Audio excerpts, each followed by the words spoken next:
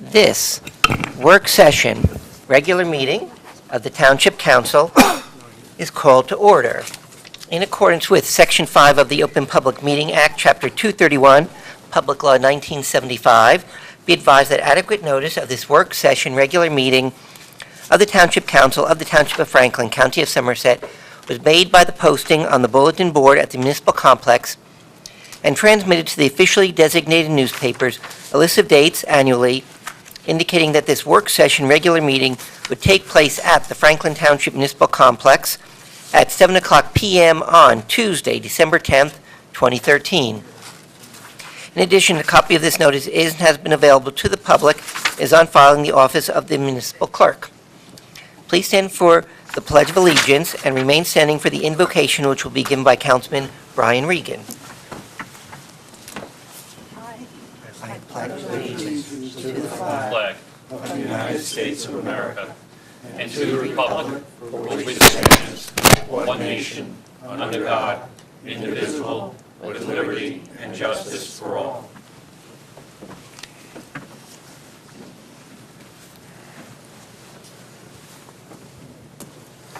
O God, the Creator and Redeemer of all the faithful, hear our prayers, and through thy infinite love and mercy, graciously grant us the strength and power in our thoughts and our decisions to be for the benefit of all people at all times.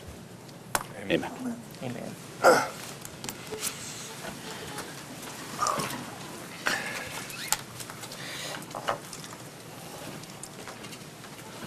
Madam Clerk, please call the roll of the council.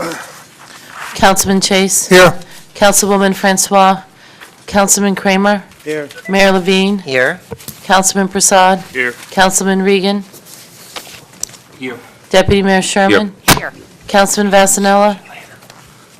Yes. Councilman Wright. Okay, thank you very much. We are following along on our agenda. Feel free to come up, get an agenda, and the associated resolutions and ordinances, which are by our clerk, Been mentioned. Ms. McCarthy. I'll give you a little bit more about that in a moment. And we are now at item number 5 on the agenda, commendations and proclamations, of which we do not have any this evening. So now we go to item number 6, Mayor's Report. And I have 2 mugs on this meeting.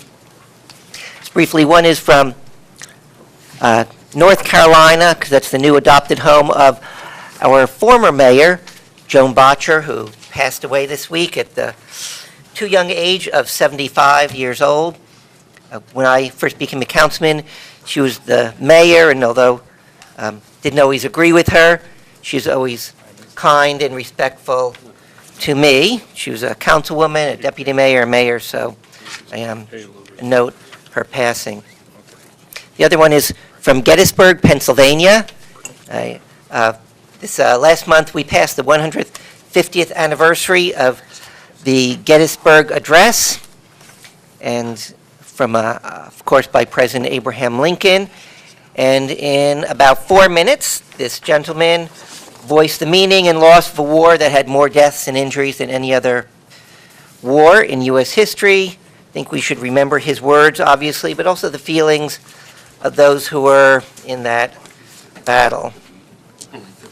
So our meetings are generally the second and fourth Tuesdays of the month. The exceptions are July and August, where we only meet the second Tuesday, and December, where we only meet on the second Tuesday, not the fourth. So this will be the last meeting of 2013, barring any emergencies needed, for the end of the year. Our council reorganization, where we do some basic appointments and swear in our, I would say new council members, but all of them are returning council members, will be on January 1st at in the council chambers here at 2 p.m. Just give you an observation. In New Jersey recently, I guess the court ruled that New Jersey is to do same-gender marriages, and my observation is there's much greater demand than there was for civil unions. I think we just see much more people coming forward, so a lot of people are taking advantage of that new part of the law. On a personal note, I am likely to be the next treasurer of the Somerset County Governing Officials Association, so the one never knows how a vote will go. That's coming up this week. But hopefully I'll have my finger better on the pulse of issues in the county and what our colleagues are doing. There's obviously many holiday events around this time. Happy holidays. And let's, of course, remember those not as fortunate as ourselves. Upcoming, as a foreshadow, in January 20th, Martin Luther King Day, we have our annual, I'm pretty sure it's going to be there as always, Martin Luther King breakfast at the Doubletree, one of the biggest, I think the biggest in central New Jersey. I guess details will be forthcoming. If you want to know about our meetings, usually the weekend before, our agenda is on the website. You can click on the ordinances and resolutions, and the whole item can come before you so you can see what's happening. We're being audio taped, videotaped. It's broadcast. Our website's a great source of information, such as when the storm was here, and the snow, and the water main break of the other week. On our website is information vital to everyone. Keep yourself posted on that. For info and fun, there's also my mayor Facebook page. And as always, contact any of us if anything is on your mind. And that concludes the mayor's report. Now we have the deputy mayor's report from Deputy Mayor Rosalind Sherman. Thank you, Mr. Mayor. I actually have no deputy mayor's report this time. Thank you. Okay, thank you. And Councilman Wright, I think you were going to move the agenda, change the agenda of number 11 at this point? Yes, sir, Mr. Mayor. I would like to move item number 11, which has to do with our grants coordinator, Ms. Rosalind Mitchell, to come forward because she only has one item and don't want her to sit for the whole meeting, so is that Okay. my motion would to bring her forward. Second. Okay, so the motion is to amend the agenda to do item number 11 at this point, which is an amendment, a change to our CDBG, Community Development Block Grant Program. As I understand, it's not additional funds, it's just recharacterizing some of them. So motion to change the agenda. Moved in second. All in favor? Aye. Opposed? Abstained? Motion is carried. So Ms. Mitchell, who handles our CDBG, Community Development I think we have Block to Grant open the public Program? hearing, right, Mayor? Oh, that's, I'm sorry, yes. Before I have This is a her. public hearing? Yes. Yeah, so we need to open the public hearing Okay, I'm sorry. So should I do the public hearing first? And then first before what? Before we hear from Ms. Mitchell? Oh, open the meeting and let her speak. Got it. She's part of the public hearing, isn't she? I think we should open the public hearing and Yeah. let her give our explanation as part of the public hearing, and then we can hear from Yeah. members of the board. All right, good. Motion, Thanks. oh, I'm Yeah. sorry, go ahead. No, go ahead. Councilman Vasanella, open the meeting. Public hearing. Motion to open it to a public hearing this time on this matter. Moved and seconded. All in favor? Aye. Opposed? Abstained? Okay, motion is carried. And thank you to our attorney, Mr. Reno, for keeping me parliamentarily on track here. So the meeting is open for a public hearing on substantial amendment CDBG, Community Development Block Grant Program Annual Action Plan 2013. Okay, so I'm going to ask if anyone wants to speak on this particular this particular resolution. And after this is done, depending on the vote, I'm going to go to public discussion, then anyone can ask anything of a general nature. Right now, it'll only relate to Community Development Block Grant, but again, in a moment, it'll be of anything on your mind. So the meeting is open for public discussion on the substantial amendment to the CDBG Program Annual Action Plan of 2013. Anyone interested in speaking, please raise your hand. When I recognize you, give us your name and address. Ms. Mitchell. Yes, good evening, Deborah Mitchell. I'm You know what, Grants Coordinator. Is that, I don't know the microphone is on. Can't hear me? Cannot hear you. Can you hear me now? No, I believe it's off. Click a button or two on there. That's about as vague as I can. There's only one button. I think that's it. Did I get it now? Just two. An on and an off button. We're sending IT over right now. Yeah. Any one of those microphones has a Never spoken on one-third mic? chance of being not Yeah, working. okay, thank you. All righty. You have before you a Introduce- substantial amendment. Introduce yourself and your I position. can do that please. again. Okay, Please. I'm Deborah Mitchell. I'm the grants coordinator for the Community Development Block Grant Program Thank for Franklin Township. Tonight, you have before you a substantial amendment to the 2013 Action Plan. This is related to the Franklin Township's Food Bank's public facility application, which they made last year.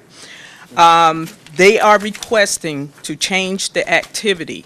They had originally proposed to do an acquisition to expand the space for serving the food bank participants. They were unable to close on that particular acquisition, and they have now submitted a request to take the grant award that the township gave them and use that to make improvements to the actual facility itself. They would like to make it handicap accessible, which it is not at the present time, and do some interior renovations at the office and in the food storage area that would make it more accessible to the participants. So they have submitted a budget, which is essentially for the same amount that they had previously requested. The total amount of the request is $40,000. And we have advertised this as required for the 30-day period. I received no additional comments from the public during the advertisement period. And I would ask that you approve their request. I think it's a suitable use of the funds, and it would benefit our food bank participants here in the township. Okay, any question for Mitchell?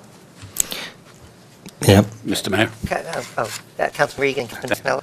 Yes, so do we have the revised proposal on the spending? Yes, the budget is essentially the same as $40,000. Their architect submitted a detailed estimate of what this will entail. Yeah, I'd like to see the detailed breakdown on that. It I understand. should have been in your council packet. I have it here if you Okay. don't have it. I didn't see it in my packet, but Mr. Vasanelli did, so, You have it? yes. Thank you, Mr. Mayor. Okay, Councilman Vatanella? So, just would like to, on the request, I have a couple of questions. I don't remember exactly, because I wasn't on the committee that reviews it, exactly what the money was used for, as far as were they going to expand the storage area, were they keep The food- initial grant application was to acquire a property adjacent to Adjacent, the right. food But bank. The land deal or failed. or I'm physical, land or physical space? Physical space To, and land. It was an actual house that they were going to acquire, move the office So- over there, and just use the entire facility at 60 Millstone Road for the food bank itself. But they were unable to close that, so they're trying to understand. do some interior renovations that will still give them more space and be able to accommodate their needs that way. no, the only, question or comment I would make is I can see how they would need some of these renovations, but that's a lot, they were going to use all that money to acquire. The And it seems like- initial budget for the acquisition was in the area of $165,000. And we were giving them 40. contributing 40, So now, without the acquisition, they still have the 40. yes. But they're putting in more funds besides. That's what was my This is- question. How much are they yes, putting in? Because a lot of times, we'll help a project, but not necessarily for the covering it. entire- Yeah, so how much are we giving them, and how much is it costing them to do the renovation, approximately? The estimate here is $39,960. However, the architect says that this is a ballpark estimate, it's not firm, and I don't believe it included all the other ancillary expenses that they're going to have. And we're giving them how much? 40,000 was the original, was the original amount that we had set aside for this. Is that the amount we're repurposing? Yes. To understand, so we're, It's got to say that in the resolution. Resolution just says that we're going to, the resolution has to say that the grant in the amount of $40,000 is that's why you asked the question, because it's not in the resolution. Okay. I didn't see the resolution. and are we basically paying for all the renovation, the grant? I don't have any more detail than this. I'm sorry Frank isn't here tonight. He could tell you, but I suspect the budget is going to be more than ours. They have to put in some matching funds. It's going to be more than this to do what they need to Okay. do. I trust they will. I would have liked to have some clarity of, 40,000, if we're going to be making a $160,000 investment, as opposed to we're going to give them 40,000 to make a $42,000 investment. We support them. I just wonder, if they're going to make a property acquisition in the future, we'd probably be assisting them too. I just want to make sure. So anyway, I'm good. Thank you. Mr. Mayor? Yes, Councilman Regan? Yeah, so I guess, given that this is done by ordinance, I just want... It's resolution. Well, resolution. I want to make sure that we're following, even though it's kind of a reallocation of the money or repurposing of it, again, which I have no issue with. I just want to make sure we're following the same process as we would on the, because it seems like we don't have the information that we would have had if it came to us for the first time. Okay. All right. So like Councilman Vasanel brought up good, well, we usually know how much the total cost is and then how much we're allocating to understand the percentage. Okay. Right? Typically, that's what we get, correct? The scope of the project. Right. So, and that's, I would have thought that we would have, upon this, we would have received that same criteria. Yeah. And as Mr. Rydell? part of that, I just want you to also answer the the fact that you said they have to make a contribution to the project? Yes. Okay, because the budget for the project is $39,960. The grant you just told us was $40,000. So what's the total cost of the project? What's their contribution to the project? At the beginning of this, he said this is a ballpark estimate. This is not their final budget. Okay, but so let's forget about what their budget is. If we were going to give them $40,000 for a project, how much would they have to contribute? There isn't a matching requirement Oh, I thought you on said our that there was. program. We I just, I was we gonna ask that anticipate that everyone that submits, when they submit their program, their allocation to us, they can say that they're going to match it, or they're going to put X amount of dollars in it, or they can put zero there. They can say they have no additional funds to put there. So what have they it's said? What does the food not a bank say? requirement. I'm sorry? Well, you said that when you file your initial, and I guess this is a follow-up to Councilman Reagan's question, that in the normal process, when they file an application for funds, they say to us, the project is going to be X, we're looking for Y, and we're going to contribute W. Right? So my question is... Or they can say they're What- contributing Is that what they nothing. said, that they were contributing nothing? So, I don't have that right now. Okay, but they can say that they're contributing nothing in the original application, and council can either fund it or not fund it. Okay, Deputy Mayor Sherman, then we'll... Sure. 2 points. I guess, obviously, we need to understand get clarification as to the scope of the project. If there's more to it than what we have seen as a result of our contribution, I think we'd like to understand the impact of what it is that we're investing in. And the second issue is, again, you may have said that they were going to contribute toward it, but you don't know for sure. And there is no requirement, I want that very clear. Yeah. There is no requirement that they match those funds, so we just have to understand, we often give money and it is not matched. Right. So there's no Wow. reason to make that burden, put that burden on them. Exactly. so Mayor? Oh, I'm- Councilman Wright wants to... Oh, Oh, pardon me. Okay, Councilman Vasanella? yeah, I would just say, so we just simply don't have the information. I'm not suggesting anybody's fault. I personally, not saying I wouldn't vote vote yes, but most often, my memory is that they usually have some matching funds, not just food bank. I'm saying most of the projects we get involved with. And if they don't, they don't, but we usually understand why they don't and why it's so urgent, because this is a very small pool of money. So although I may feel comfortable giving them as much or more than they need for this, I personally would like to understand like it's a new application, almost, understand what they're spending, matching any Not money. exactly a new Okay. application. Well, I need more information personally, so I would, Activity. I would, Memo went back either abstain or motion that we get Mr. Hasner or someone else to come in with some of the numbers that we usually have. And for the public's sake, we get money from federal government, goes through us, Community Development Block Grant, that we give out for various projects of something like $300,000. And we give it to many recipients. One of them was the food bank. They were going to acquire a new piece of property that fell through for whatever reason, and now they're asking for that same $40,000 to be used for renovations in their building, and that's what's making this discussion ensue. Mr. Mayor?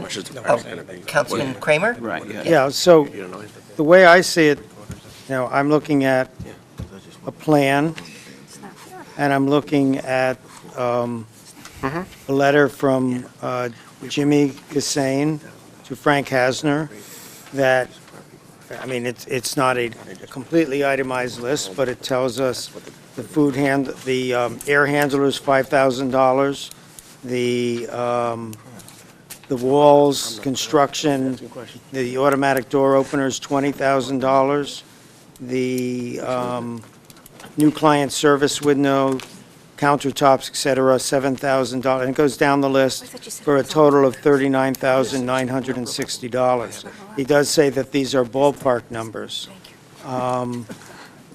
If by scope we're saying we don't have a complete understanding of how much the food bank is contributing versus us, I think it's pretty clear. The total is $40 shy of $40,000. And I'm not sure what other details I would want unless you're not happy with the fact that it's ballpark, if you want a sharper pencil on this. But it does seem to be here. Councilman Prasad? Mr. Mayor, we already approved this money for the food bank to use for a particular purpose. This is a question of repurposing and reusing it for something else. But we had already approved it, and so I don't see why we have to now rehash the whole thing and make it a new application and everything else. It's something that it's a worthy cause, and if it improves the food bank services to the needy of our township, I think we should go ahead and approve it. Councilman Kramer? Yeah, I'm sorry, Mr. Chase, I was kind of trying to finish my point, but along with Mr. Prasad's point, yes, it's technically a repurposing, but it's the same purpose. They need to expand their facility. One way they were going to expand it was by buying another building. It's a house immediately adjacent to theirs. Right. That fell through, so now they are left with they say, okay, let's regroup. How can we do this with the money we have available? And this is what they've come up with. If we want to, scrutinize that that's the best way to do it, that's valid, but I do believe the documentation is here.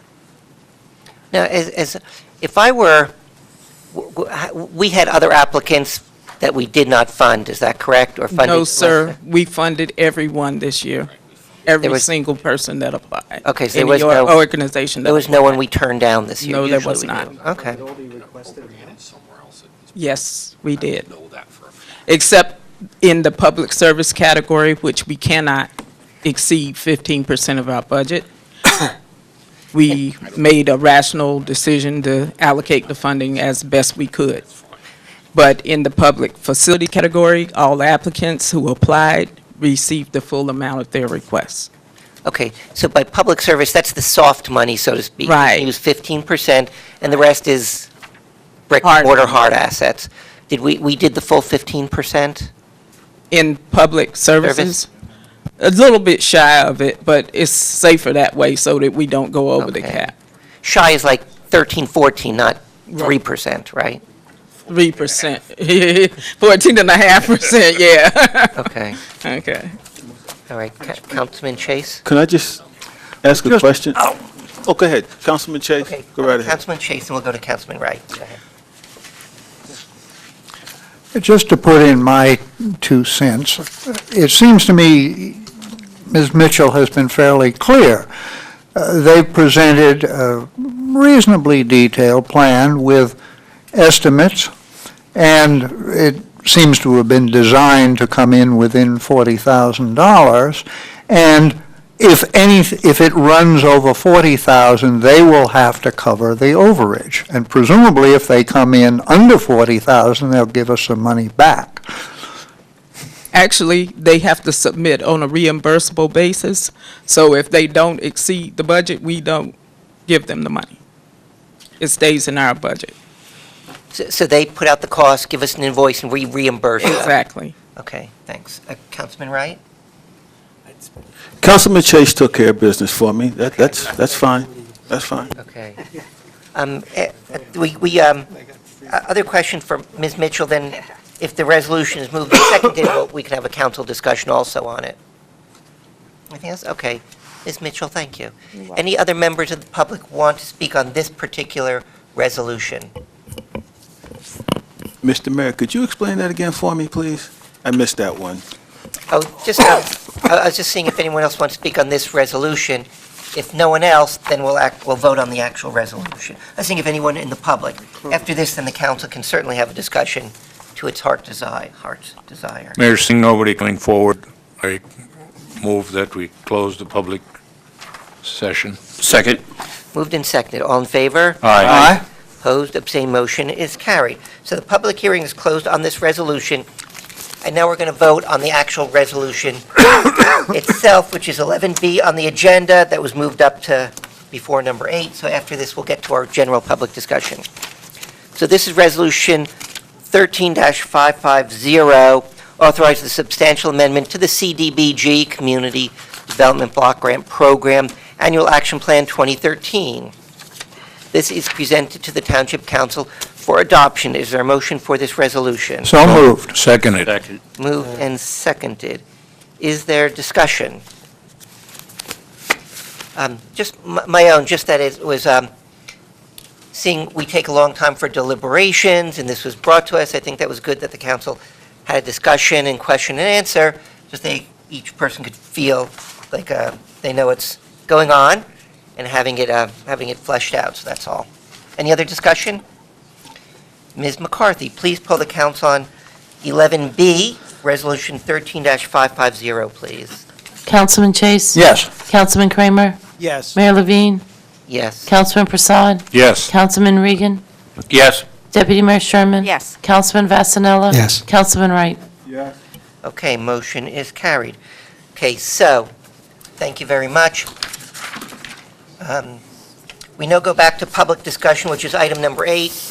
In a little while, there's several ordinances on which we will be voting. I'll ask if anyone wants to speak on those particular ordinances, but this is the only time to speak of something of a general nature during this meeting. So, is there a motion to open the meeting for public discussion? So moved. Seconded. Moved and seconded. All in favor? Aye. Opposed, abstained, motion is carried. Meeting's open for public discussion on any item of interest.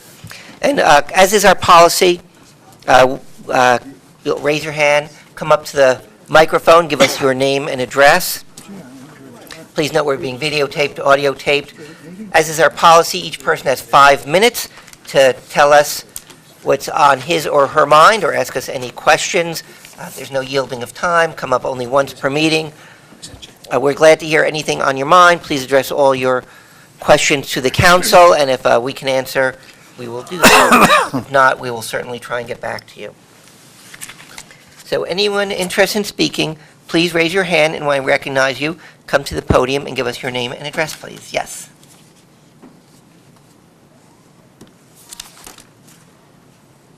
Good evening. My name is Charles Cradaville. I live in New Brunswick. I'm the editor of an online and print newspaper called New Brunswick Today, and I want to start by thanking Mayor Levine, Councilman Chase, Councilman Vasanella, and Mr. Vornlacher for communicating with me about the problems with our own water system in New Brunswick. I know Franklin's a customer of our water system, and it's something that citizens in New Brunswick are very concerned about, and I appreciate your comments and your willingness to communicate with me. I must say, of the 3 communities that are affected, Franklin's been the most responsive to my inquiries about the matter. And I just have one outstanding inquiry that I wanted to ask about. I wanted to understand specifically what steps have been taken to notify the residents here in Franklin of the problems. The water was compromised for some time. New Brunswick sent out a notice. I wanted to know what Franklin's doing to notify their residents. I'm going to ask our manager, Mr. Vornlocker, to fill us in on any steps. At this point, there's been no formal notification of the residents. Okay. Okay. Are there plans for formal notification? I think we're only required to I don't really want to go into this in the public portion because this matter's still under investigation by the state of New Jersey, and I think that we begin to tread on issues that we should probably not tread on.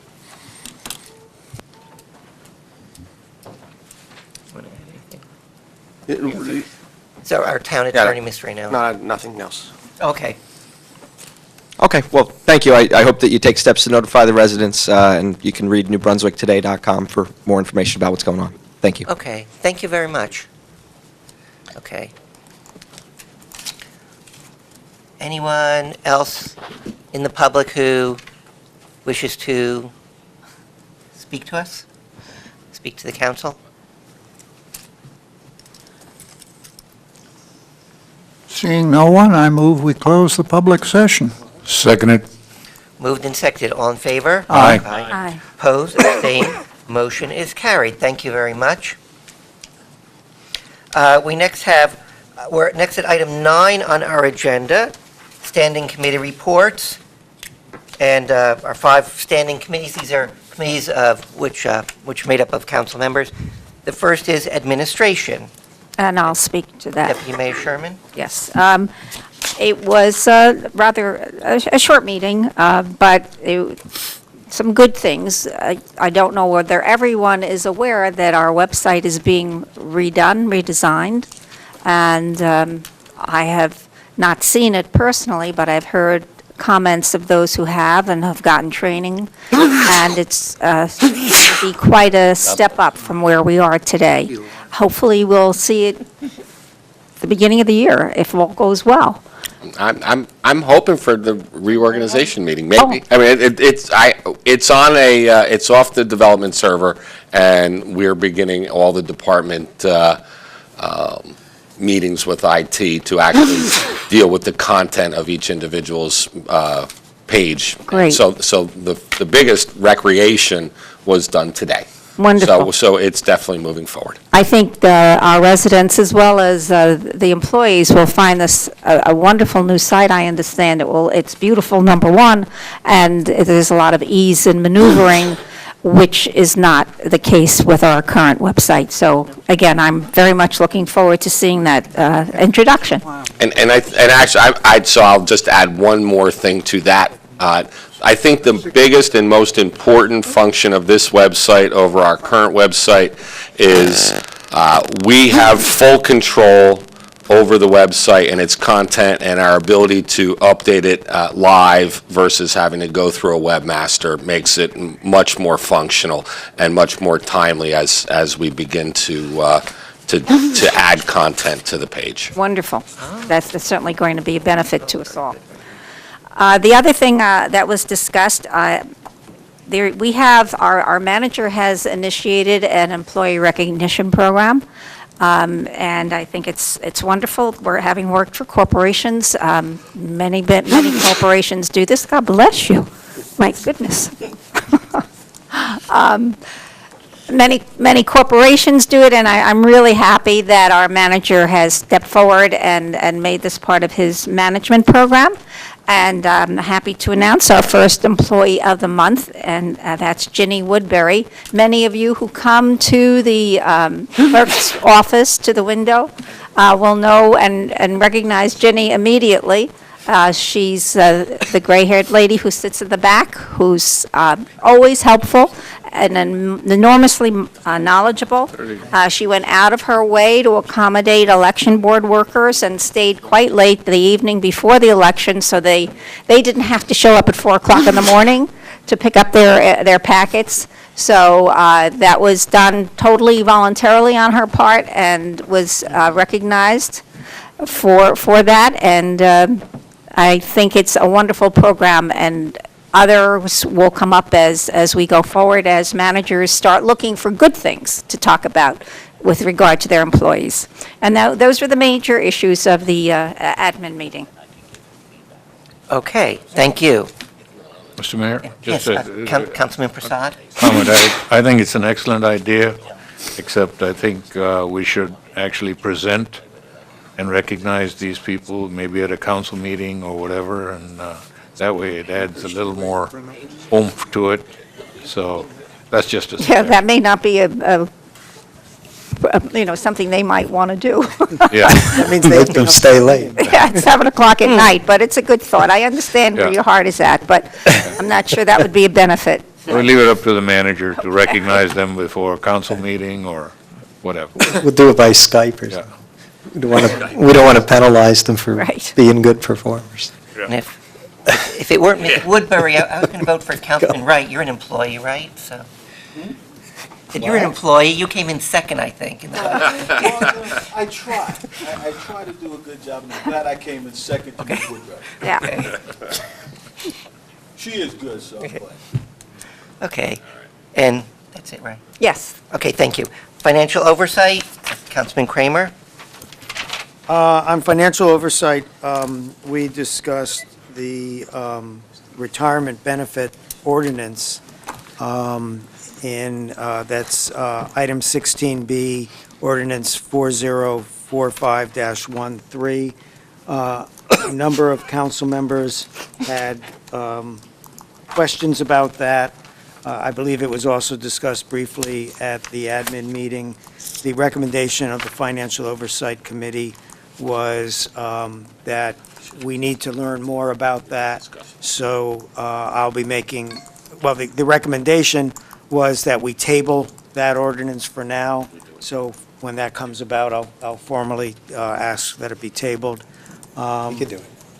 And another item that was discussed was the sewage authority. We've discussed that here somewhat in public as to whether we should absorb the sewage authority into the town. We had done a study, and the discussion was, well, what is the next step? Are we going forward? Are we not going forward?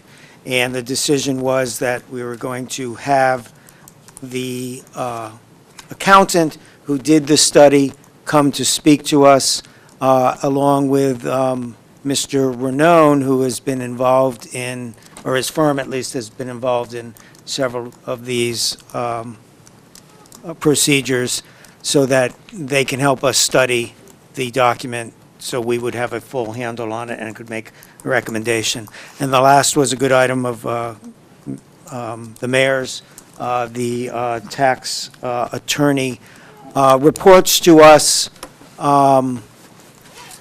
about, so the tax attorney, sorry, going back, obviously, we send out a tax bill, sometimes, especially corporations, appeal the tax bill, that goes to court sometimes, and we, as the financial oversight wants to oversee those cases, and the mayor just asked for a specific format on how that was done, and we'll be receiving quarterly reports on that, which we can distribute to all of the council.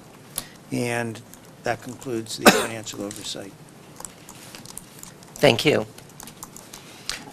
Next, we have public safety. There was no meeting this Councilman past Regan. month. Our next meeting will be in January. Okay. And 9D, land use, open space, parks, and recreation. Mr. Mayor, we didn't have a meeting. Councilman Wright. Mr. Mayor, we didn't have a meeting, so we're looking at next month. Okay, good. Thank you. And public works, Councilman Sherman. And Public Works hasn't had a meeting since the last council meeting. I think before that, we had a meeting which I reported on then. Okay, thank you. We now come to item number 10, council comments. I think I'm on this side. Okay, Councilman Rajiv Prasad. Thank you, Mr. Mayor.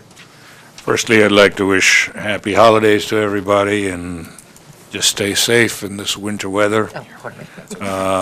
I want to congratulate the manager on a great job he did clearing the snow today. I was surprised, and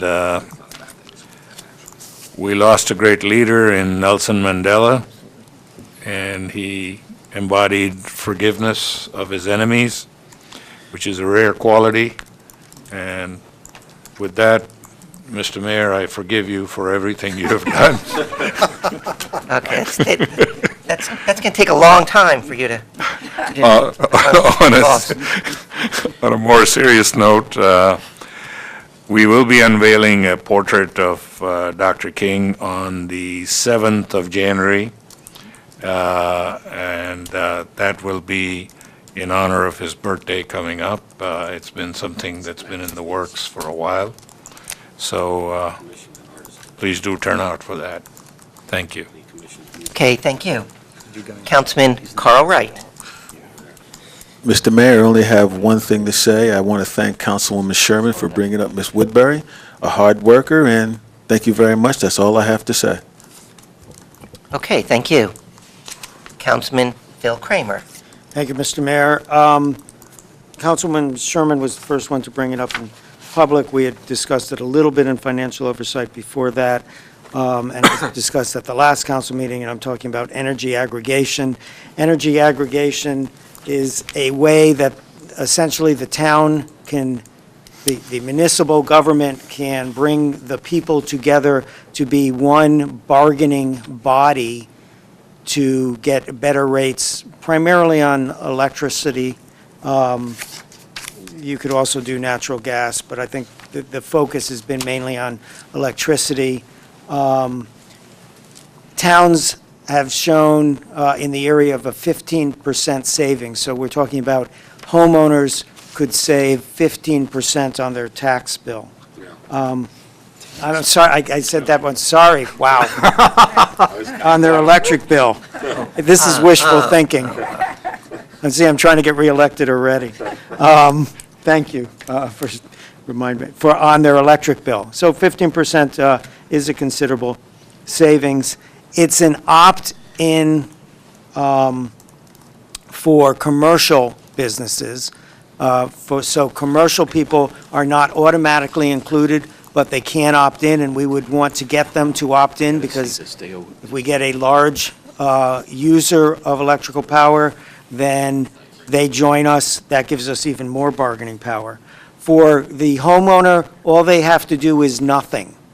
They can, if they do not want to do this for whatever reason, maybe they're already part of a different group, maybe they don't like government interfering with their electric bill, they can opt out, and they can opt out at any time. One of the tiny risks of this is what happens if we discover a huge amount of energy out there and electrical prices drop below our bargained rate. Well, then people could opt out, and we could even organize it so that they are automatically informed if such a thing were to happen. So I've studied this quite a bit, spent a fair amount of time looking at it. I am convinced that, as I mentioned before, it sounds too good to be true, but as it turns out, this one happens to be true. I'm not saying I know everything. There's more to learn. And what I recommend is that the state has an ombudsman that offered to come out to towns and inform the governing body and the general public more about this, give the details, allow people to ask questions. I recommend that we have the manager contact the ombudsman to ask him to come out. He might ask him, whether this is something that takes a lot of time or is something that can be done very quickly. But so the manager could advise us to whether this needs to be a special meeting or whether we could fit it in a council discussion item, but that we begin to move forward with this. This kind of thing can be done in 4 to 6 months. It's conceivable. Anyway, we should be able to do this by the end of the summer, that people would be saving 15% on their electric bills, somewhere in that area. So I would like to ask the manager to start work by bringing in the ombudsman, or contacting the ombudsman, and letting council know, and maybe in our January meeting, we can decide whether it needs to be a single meeting, or, a special meeting, or part of another meeting. And it doesn't commit us, comes in, we learn about it, and then we can start moving forward on how to do it. And then the other thing is, now, since we're not having another meeting, I will be able to spend my time preparing my 20-minute PowerPoint acceptance speech for the January meeting. And Recall. And I wish everyone Merry Christmas, Happy Hanukkah, Happy Saturna, and whatever else. Saturna. Saturna was the original holiday that the Christians were pretending they were celebrating when they were celebrating Christ's birthday. Do we know a lot of people So if who we know celebrate it? any Romans around here, maybe. I think I qualify as a celebrate. Roman, right? Here we go. Okay. So, Napolitano. and There you I go. haven't finished Happy Kwanzaa, Yeah. and and Hanukkah, and any other one that I've left Yeah. out inadvertently, I apologize for. Thank you, Mr. Mayor. Could I just make one comment with regard to the aggregation? There are communities who have done this, so we're not the first, and that, Want to be the last? obviously not, but just so people are assured, not that I wouldn't mind being the first, but Monroe has done it and adopted it, and it seems to be successful, so we at least know that there's a track record, and thank you for moving on this. Okay, thank you. Councilman Ted Chase. With respect to what Councilman Kramer has just presented, through Sustainable Jersey and other channels, I've been approached by at least 3 people representing different organizations that facilitate this process, and I've been saying just have them all into the Financial Oversight Committee. But if we can get a single state ombudsman who can report on it with no partisanship towards any particular program, that's probably even better. It is certainly something I think we should go ahead with, and incidentally, it would get us Sustainable Jersey points. The only other thing I have is that the video of the community gardens in Naaman Williams Park and next to the Pine Grove Manor School, the video is up on the Township TV channels at Monday, Wednesday, and Friday at noon.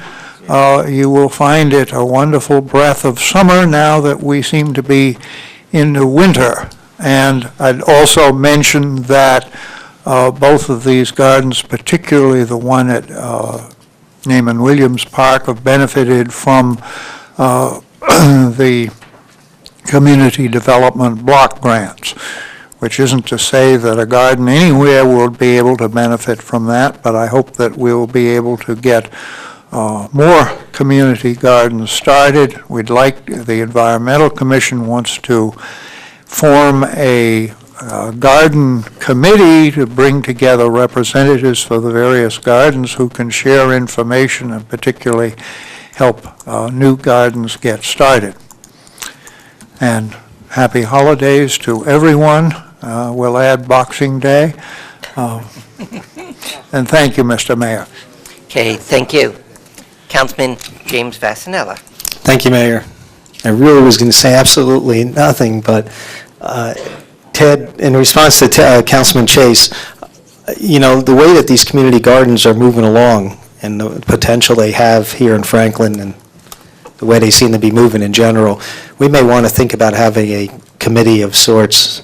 It doesn't have to be even a government committee or very bureaucratic, that they can pool their efforts, association of all these community garden groups and people that are involved with it. Anyway, other than that, I just wanted to say Merry Christmas, Happy Holidays of whatever sort you may be celebrating, and have a Happy New Year, and joy. Have a safe and fun holiday. Okay, thank you. Councilman Brian Regan. Thank you, Mr. Mayor. Yes, some just brief comments since the energy aggregation was brought up. Certainly, I believe it's a good idea to bring the BPU rep in moving towards this. If we were to do this, certainly I see, a sharing within the town, possibly town hall meetings in each ward, and then possibly in others to ensure, because obviously this would affect every individual in the town by their bills changing. And, folks like myself, there are many people who have solar that have liens with PSE&G, so we would need to ensure that something that clearly, as Councilman Kramer said, that in the community is done, they've seen a 15% reduction. We just, need to make sure that every citizen has the opportunity to voice their questions. And probably the best way to do that is to have a town hall meeting in each designated ward, and possibly other ones.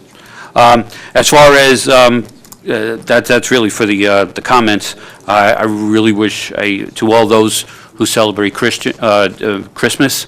I truly wish you and your family a Merry Christmas. For all those who celebrate other holidays, I wish you a happy holiday season. Thank you, Mr. Mayor. Okay, thank you. And, Deputy Mayor Rosalind Sherman. Thank you, Mr. Mayor.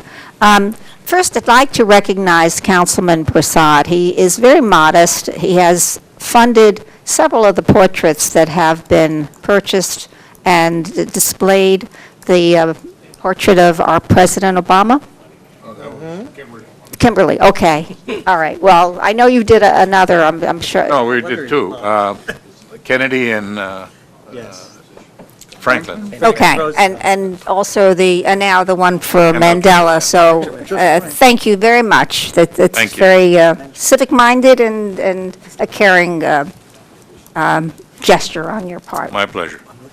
I want to just recognize Temple Bethel here in Franklin Township that celebrated its 50th anniversary this week, and I was very pleased to be there for most of what was going on, and it's wonderful, the turnout of people that were there, and I wish them continued longevity, and not sure if I'll be here for their next 50th, but I certainly was glad to make this one. Also, just wanted to again remind people of the Franklin Township Cultural Arts Council. We have a New Year coming, and we have a whole list of exciting events. If you are not on our email list, it's a great way to stay up with not only what we're doing, but what else is going on around the community. If you would like to be on our email list, please email us at franklincac@gmail.com, and then we will be sure to add your name to our distribution list so you are kept up to date about the wonderful things that we're going to be doing, some things that are very exciting. And I'll wrap up by again joining my council colleagues in wishing everyone a very, very happy holiday season. Thank you. Okay, thank you. And now just for my comment, and I'll preface it with, in the grand majority of cases, I or none of us can send an email to all of the council, because that could be deemed to be having a meeting behind closed doors, because we send it okay, but if it goes back and forth, it could be a discussion. So, I'm saying this publicly then. We're going to come here January 1st. Anyone who wants to have a discussion, I might reach out with this on any of the many appointments. I think that would be a good idea. I'd be glad to do that. And on a personal note, I appreciate having been on the Financial Oversight Committee. I hopefully can contribute over there. Hope to do that again. And also, I would take pride and hopefully be productive as a member of our Administration Committee. So hope you'll when the vote comes up, you'll consider that also. And I'll repeat what other people said, hopefully in less than a sentence. Councilman Prasad, yes, in acknowledging the passing of Nelson Mandela, spent 95 years in prison and still came back to try and fight for freedom. 27. What did I say, 95? 27 Oh, years. sorry, 95 years old, 27 years in prison, sorry. Oh, my goodness, okay.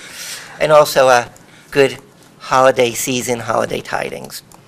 And that concludes my comments. I'll also ask our township manager, Mr. Vornlocker, Robert Vornlocker, for anything Thank you, else. Mr. Mayor. Council, I have, actually, there's two things that I just wanted to raise with council tonight. One is very quick. I emailed out an obituary. I just wanted to acknowledge the fact that former Mayor Joan Botcher passed away this past weekend. Mrs. Botcher was on council back in the 1990s, and she passed away of natural causes at her home in North Carolina. And secondly, our CFO, Kathleen Moody, has been going through with a fine-tooth comb our accounts, and specifically in this matter, trust accounts that the township has. And what she did find was there's a trust account that has shown no activity since 2001. So for the last 12 years, it has been inactive, and it has a balance of $3,413.41, and it was a trust dedicated specifically for the food bank. And given the fact that this money has been in that trust for 12 years, and there was no specific reason for it to be there other than it was there for the food bank, I would like to make the recommendation, and I didn't want to just go ahead and do this without telling you, that we make that donation to the food bank specifically now, because the timing is when the food bank is very active as the holiday season approaches us, and it would be made as a donation on the part of the township. It's in a trust earmarked for them. I don't know what the purpose was. It was 12 years ago, but it was for them. So I would make the recommendation that we give them that money. And if no one has any objection to that, I will. Go ahead. Do it. Good idea. Good. Thank Go you. for it. Thank you. It's on the bill list, just in case I might have been assuming that you would say that, but that's where it's at, so. Okay, thank you. So that concludes council comments. Number 11, CDBG program, we did earlier, so now that brings us to number 12, which is ordinance 4047-13, amend the code, chapter 13, boards, commissions, committees, and transfer ethics complaints to the state. This is second reading. Generally, ordinances are voted on twice before they go into law. There's a vote once, and then usually the next meeting or two, there's a second vote. If it passes the second time, it goes into law. In essence, this is, taking a step back, in Franklin Township, we have a municipal ethics board, and the substance of the motion is to dissolve the ethics board and move its functioning to the state of New Jersey, the local finance board in particular. So this one, we're first going to have a discussion, and we've invited our municipal ethics board, and I see Ms. Pat Bacon, our president here, and chairman, sorry, here to address the council. Mr. Mayor?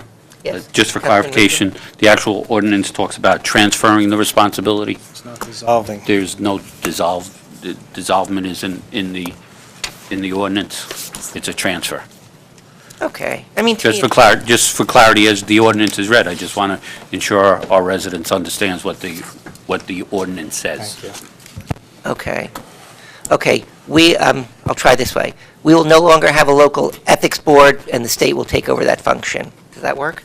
Yeah, transfer, as the ordinance reads. It says transfer, like, it's pretty clear. Okay. You might want to read the title of the ordinance. I know. Okay, it says okay, we can argue this later. you can say what you want. If you want to answer to me, if you no longer have it, you're dissolving it. I'm not sure why we're parsing words here. You're trying to soften it up a little bit, that's fine, but we're no longer having it. We're going to the state. That's what we're doing. That's what we're doing. If you want to answer me, go ahead. Let's move on. Okay. So now we have a discussion from our chairperson, Ms. Pat Bacon. You want to come and give us a presentation? And here's how we're going to proceed for the council. We have two items, 12A and 12B. And for 12A, Ms. Bacon, I guess about 10-minute presentation. If we have questions for Ms. Bacon, we'll do that at that time. When we're done with that portion, then we'll go into the normal ordinance. It'll be moved and seconded, if that's the desire of the council. And then we'll have our discussion amongst ourselves. That's usually at that second discussion, it's only amongst the council. If there's some question which cannot be answered without asking someone from the Ethics Board, we may ask you to come back, but in general, we'll try and get all our questions to you at this point. Ms. Bacon, thank you for coming, and please go ahead. In my business, at work, we usually consider risk versus benefit when we're, for instance, talking about a possible medical treatment. And I think that analogy might apply here as we're thinking about what is the best way to ensure ethics in government here in the local level. In terms of benefit for having the Municipal Ethics Board, I think it's always a benefit when there is more participation by citizens in government rather than less. Okay, hold on a second. I'm giving a parliamentary point for our attorney, Mr. Raynaud. I really think the appropriate thing to do now is to, and of course, the council can give Ms. Bacon as much time as she wants, but we should probably open the public hearing on the ordinance so that this all becomes part of the record for the public hearing. Okay. Yes. All right, so we're going to technically open it for public discussion, recognize you as an exception to the chairman of the Ethics Board to more than the usual 5 minutes that we have. So let's do it that way. Thanks, Mr. Seconded. Raynaud. Moved and seconded. All in favor? Aye. Opposed, abstained, motion is carried. Meeting is open for public discussion on this particular ordinance. First, our chairperson, Ms. Bacon, and then we'll open it up to everyone else. Yeah, you want to start again? Sure. Thanks. So the analogy that I came up with in thinking about this is a one from medical treatment. When you're considering a medical treatment, you look at risk versus benefit. And in trying then to structure this and what are the benefits of the Ethics Board, what are the risks, what are the concerns, I think it's always a benefit when there are more citizens involved in participating in the government than less. And I am also confused about exactly what you're planning to do in terms of whether you are disbanding or doing away with the Ethics Board, or whether you are going to keep the Ethics Board but not have it hear cases. I'm a little confused about that, and we can go into that later. But if you want to reduce the participation in government by the citizens, then that is a risk of what we would be doing here. As I understand it, the main reason to disband the Ethics Board is that it will save the township money that would be spent on providing legal counsel to the Ethics Board. That might be true. It may be that counsel would save money, but it's very likely that they would not. Most of the cases the board deals with require no legal counsel. Over most of the board's 20-plus year history, year in and year out, there have been no legal fees incurred. From 1991 to 1997, we did not use an attorney. There were no legal fees incurred. We did use one in 1997 and did not use one again for over a decade until the last 2 years. So there's no guarantee that as we resolve the current crop of cases that there will be any need for legal counsel for an indefinite period of time. So projected savings, which might be considered a benefit, might not actually happen. It's entirely likely that no money would be saved. I understand that there's concern about risks of being sued because there is a municipal ethics board that is active. A good way to avoid that is to outsource the ethics. Pass it along to somebody else. Citizens would need to file with the local finance board in Trenton to have their concerns addressed. A risk on that side would be that it's harder for people to actually get their concerns addressed, that it would be more difficult. I am not sure exactly how that, whether there would be more difficulty or not. What I can tell you from my personal experience is that when, as chair of the Municipal Ethics Board, I have contacted the local finance board for help on procedural matters. They have been quite unresponsive. I have not gotten the help that we needed. That's why we had to hire an attorney in some of the questions that we were dealing with. So responsive to citizen concerns is not a term that I would use to apply to the local finance board. And I am concerned that that would be the experience of any citizen who did file a complaint with them. We know of other citizens who would say the same, who have filed complaints with them. It's not the best experience. The question is, do we risk poor quality municipal government if we have no municipal ethics board? Is that a legitimate risk if we do not have a board? We know that there are ethics violations occurring with a board. Without a board, you folks will be the judge. You have the right and responsibility to judge the matter of that question. We do have evidence that citizens seem to want a board. They have availed themselves of it. And so there's some suggestion as to that being a positive and a benefit. In part of my business, I teach CPR. I do CPR on the first aid squad, not too often, thankfully, but once in a while. So to continue the sort of medical analogy, in a case of cardiac arrest, you don't really consider risk versus benefit so much. You do everything that you can to save that life. And I'm wondering if, to push the analogy to the limit here, ensuring ethics in government is a time when government should do everything it can.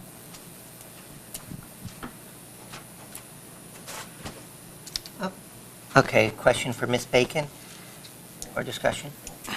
Deputy Mayor Sherman? Yes, I appreciate your appeal, and I know your heart is in the right place, and obviously, people do, when you hear the word ethics, people are certainly on the alert that someone is trying to take what is a process that is meaningful and maybe move it out of the public realm so that it becomes hidden or it becomes somewhat less accessible.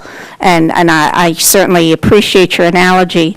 But part of my concern is some of your comments having to do with more citizens participating than it would reduce citizen participation. There's a very narrow band of responsibility in an ethics board. And I'm going to ask our attorney to, rather than me try to explain it, he's far more knowledgeable than I am, and to give some his insights with regard to ethics boards, what they should be doing, and how it would function at the other level. Mr. Reno? Thank you, Mayor.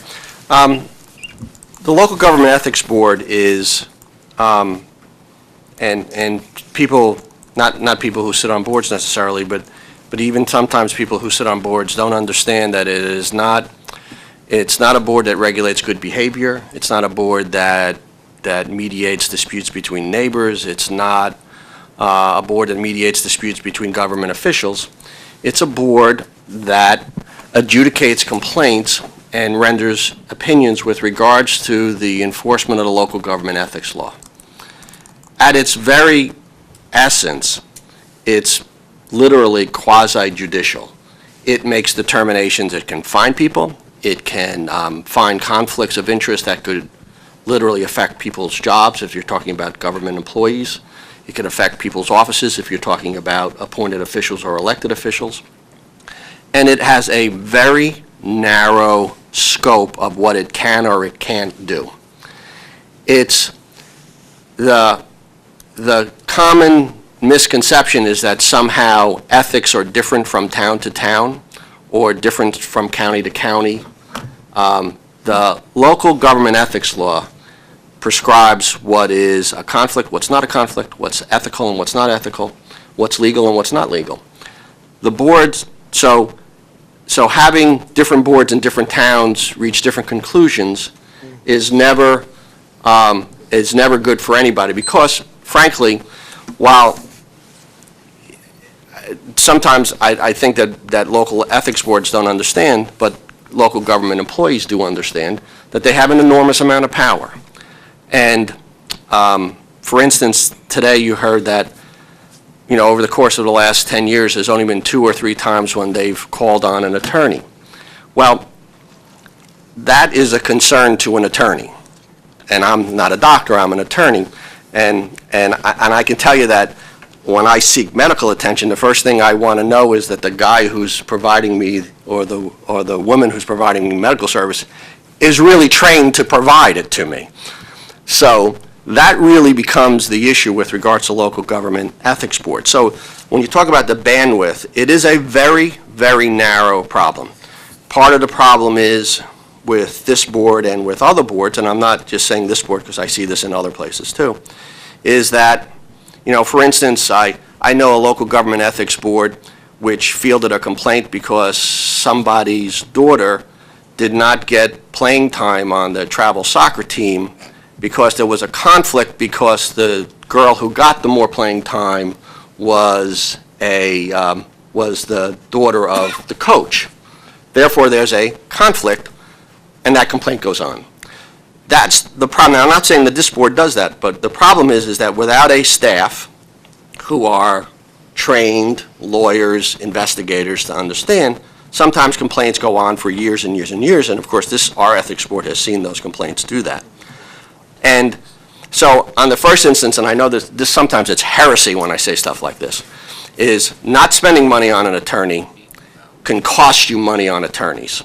Because what happens is that we don't necessarily get sued because of a decision by the board, but we get sued because we give the impression that the board somehow is part of us and exercises a control or a supervision over, for instance, a fire commission. And that's how we get drawn into litigation. One of the things that Ms. Bacon said tonight was that the LFB is unresponsive to her request. One of the reasons they're unresponsive is because we have a local government ethics board. Because this is the way the Division of Local Government Services work. If you have a local government ethics board and you call them up, they say to you, ask the local ethics board, or ask your town attorney, or ask the board's attorney. They won't give advice to you because, for a very good reason, for the same reason that if I'm having a trouble with a Superior Court judge, I can't call up my friend, the appellate court judge, and ask him for advice. Well, the reason for that is someday he might hear that appeal. So they will never give you help on these things because they are the appellate court. And the problem is that that's why the process kind of breaks down, is because there is not there's not an attorney who's sitting there who, at the local finance board, so everybody understands what the process is for the local finance board. You file a complaint, within 30 days they acknowledge the receipt of it. They assign it to an investigator. Their attorney is the Attorney General's office. Their investigators are investigators in the Attorney General's office. They investigate complaints. If they find there is a violation of the law, based upon opinions of the Attorney General's office, who are the people who make these decisions, they issue a complaint. If you have if they issue, what they do is they sustain it and they fine somebody, let's say you voted and it was a conflict, they fine you $150. You get a right to appeal. What happens then is not that you go before 6 very well-meaning non-attorneys who are the ethics board and have a hearing or don't have a hearing, you bring your lawyer, you don't bring your lawyer, there's no real procedures. What you get is literally get a trial before an administrative law judge that has a transcript, a trial before a judge who's a lawyer. You have a right to be represented by counsel. The local finance board is represented by the Attorney General's office. You establish a record so that before you lose your job as a local government employee or get fined in a manner that could cost you your job or cost you your livelihood or cost you a chance for promotion or cost you a contract if you're a contractor, you have a manner of due process. That is the process at the local finance board. And that is not, I'm a fan of citizen participation, and I wouldn't be involved in government for 30 years if I wasn't a fan of citizen participation. But I don't want, for instance, I don't think it would be a good idea to have volunteer lay municipal court judges. And there's a good reason for that, because the people who come before them have due process rights, and they should be, and by the way, there was a time in New Jersey that magistrates were not lawyers. So, what? Still in some other states there are, in some other states. But the answer is I think there are some positions that shouldn't, that being a volunteer doesn't raise, with all good intentions, doesn't raise the quality of the outcome of what happens.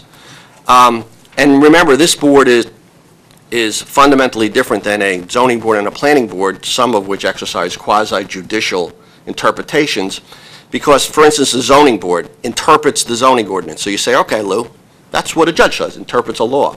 Except they interpret it based upon, they're deemed as a matter of law to be experts on the character of their community.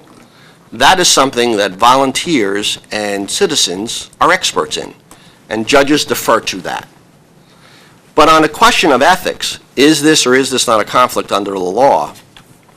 There's no part, it's not Franklin is more concerned about conflicts than Marlborough, who has an ethics board.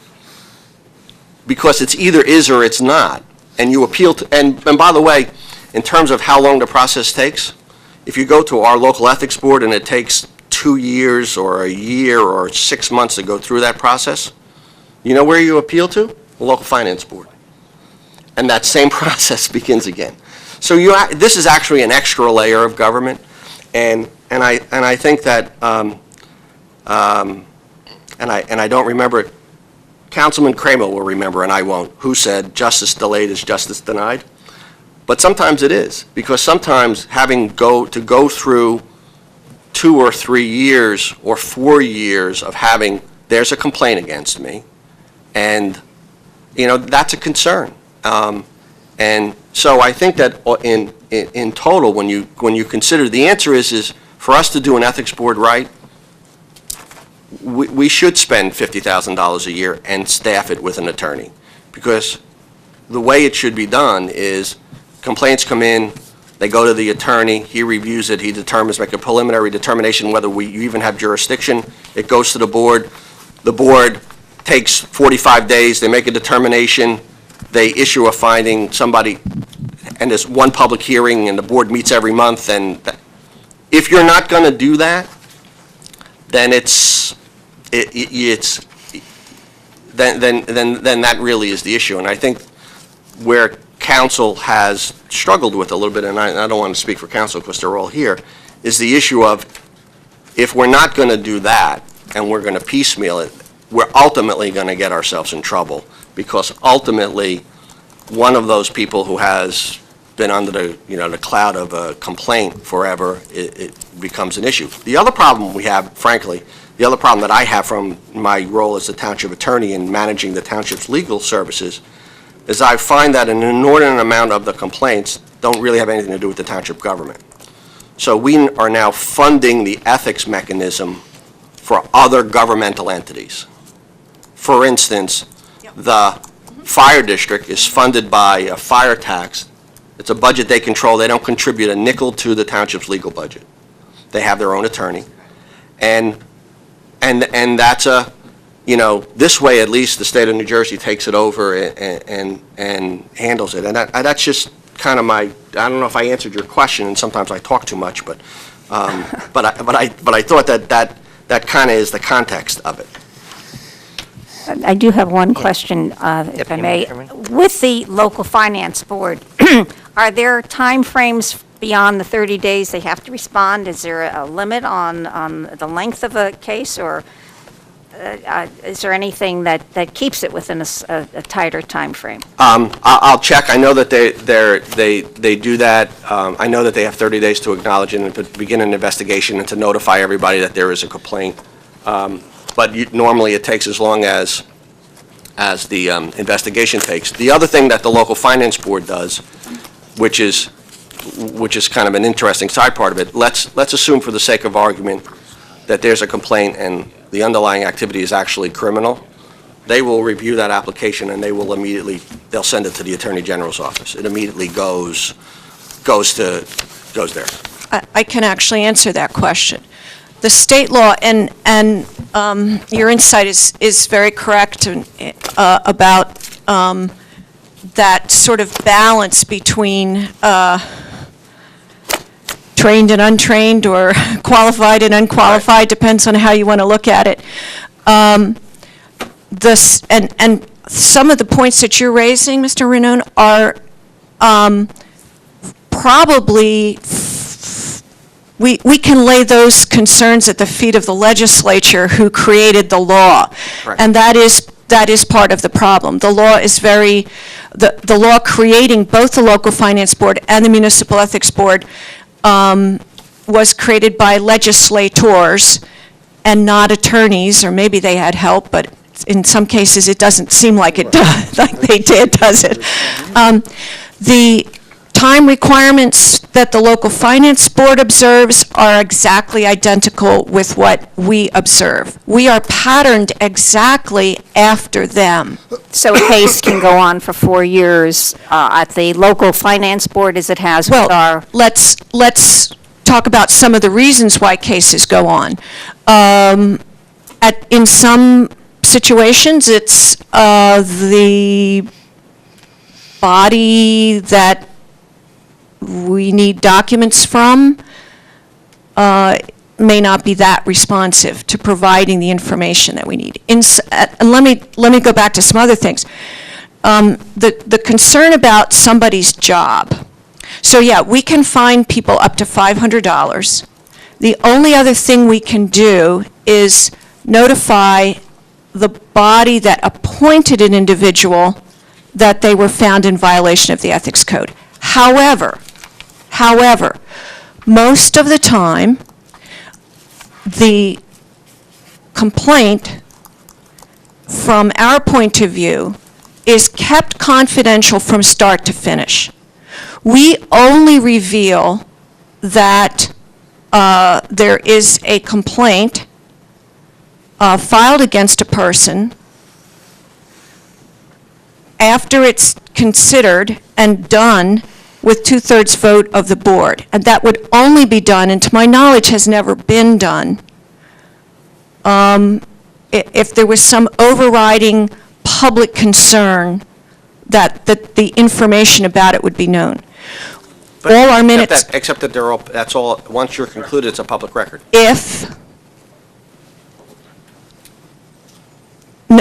Well, there's debate about that.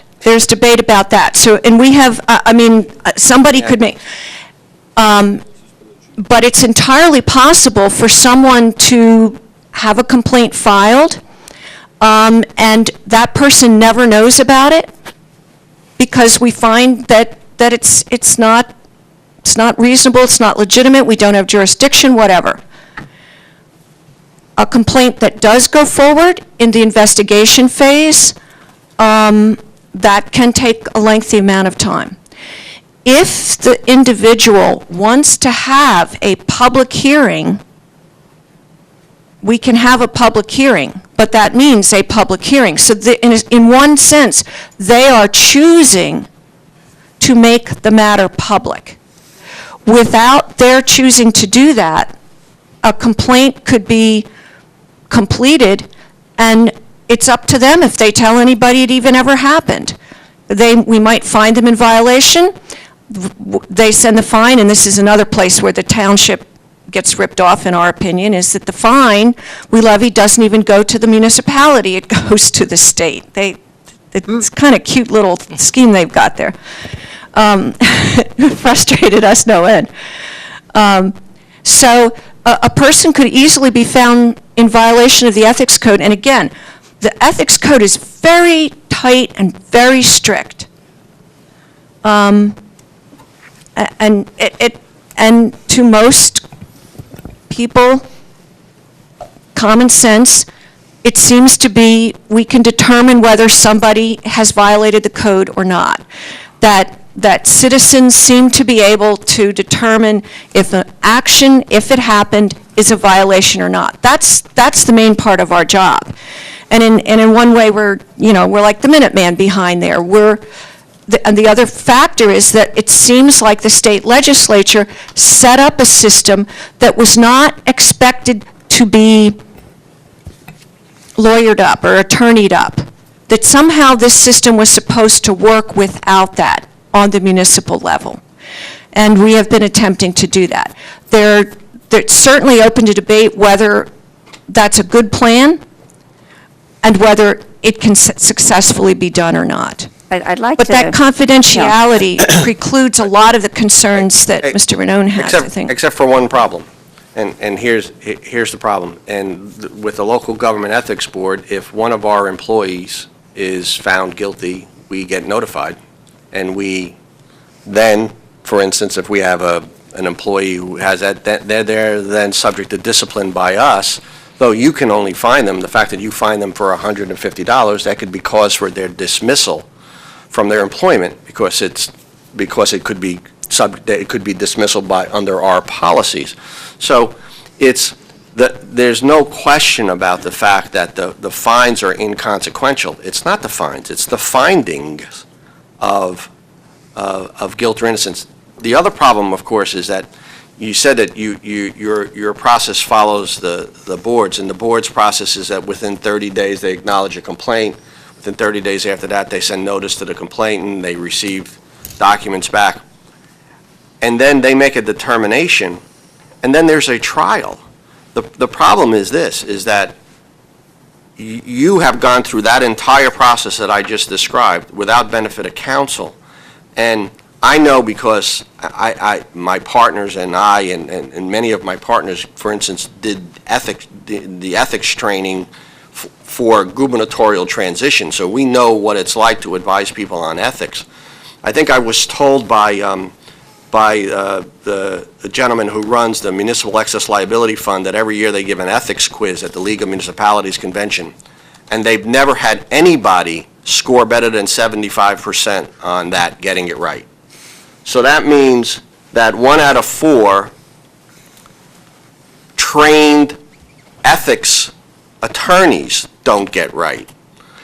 So it is a very, very complicated process, and ethics have become more complicated. And I think I was working for the legislature when they adopted this. Either I was working in the Senate or in the Assembly at the time. And I can assure you, by the way, despite sometimes that I think that people write laws with big crayons on crepe paper, there actually are lawyers down there. There's the Office of Legislative Services, and the Attorney General's office reviews these things, and the governor's staff reviews them. So they really are written by lawyers. I know, but the point is I think that what was thought about 30 years ago when they put this process in place doesn't really comport with what today's view of how technical ethics and conflicts have become. The laws that apply to conflicts have become extraordinarily complex. They apply to fact patterns that none of us dreamed they ever would apply to. It's very hard when I'm explaining to for instance, a state employee to tell them that if they regularly go to Starbucks in the morning, and in that Starbucks, they see somebody who is a vendor who may have business before the department that they work in, that they can't go to that Starbucks anymore, because seeing that person every day at the Starbucks could create a conflict. Now, when I read all of these things, I find it hard to believe that that's true, but that's part of the state ethics training, by the way. They give them that scenario. So all I'm saying is this, is that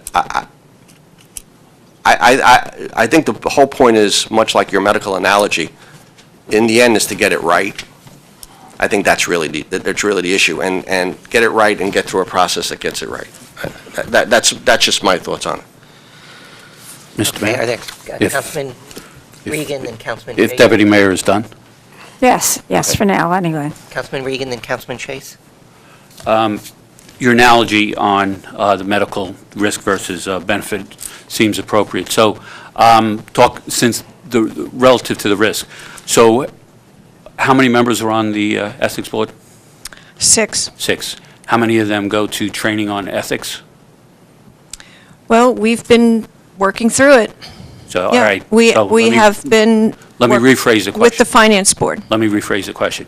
Is there mandatory ethics training that each member is required to take? No. Okay. So then what we have is a risk of decisions being made by people not really with training in ethics. Just like on your volunteer squad, I believe, my son just became a probationary fireman. He cannot ride because he hasn't gone to school. I assume when you're in a volunteer emergency that you can't ride on an ambulance unless you've gone through training. Okay, so there's no training that the ethic members have gone through. Okay. The thank you. state law did not require this that. case, right? Doesn't specify. Right, but at the local finance board, we have the trained Attorney General's division handling these. They're the ones doing the investigations. Like, if my house is being broken into and a crime is committed, I want a detective, someone who's qualified to come and investigate it. If they send me the Board of Ed security guard to my house to do the investigation, I'm probably not going to be very happy about it, because I'm probably not going to get the quality of service that I would from a trained detective in our department. Thank you, Mr. Mayor. That's all the questions I have. Okay, thank you. Councilman Chase? I want to ask one specific question and then perhaps go a little further into recent events with great care. You said that if you find a violation by someone who is appointed by the council or whoever, that you would then report the finding of violation to the council or whoever. Do you just report that you found that a violation has occurred, or do you report the facts of the matter and what the violation was? First of all, keep in mind that these are, the appointments that we're talking about are not employees. Employees do not fall under that reporting, to my knowledge. It's rather clear that an appointment would be someone like me. You've appointed me. You've appointed other folks. The council appoints people, other boards appoint people, and the manager appoints people. But these are considered government officials, not employees. Employees aren't subject? No, of course they're. Well, okay. Certain I understand that now, employees, but you certain haven't gotten to employees the question. are, but, yeah, so, yes, we would, if we choose to, we may report that to the appointing official. Let me tell you, for example, here's a very common example. Somebody doesn't file their financial disclosure statement. You all are familiar with that. Annoying as it is, we all have to do it. What's really annoying is that the state won't accept it from a Macintosh. You have to find a PC. Yeah. Agreed.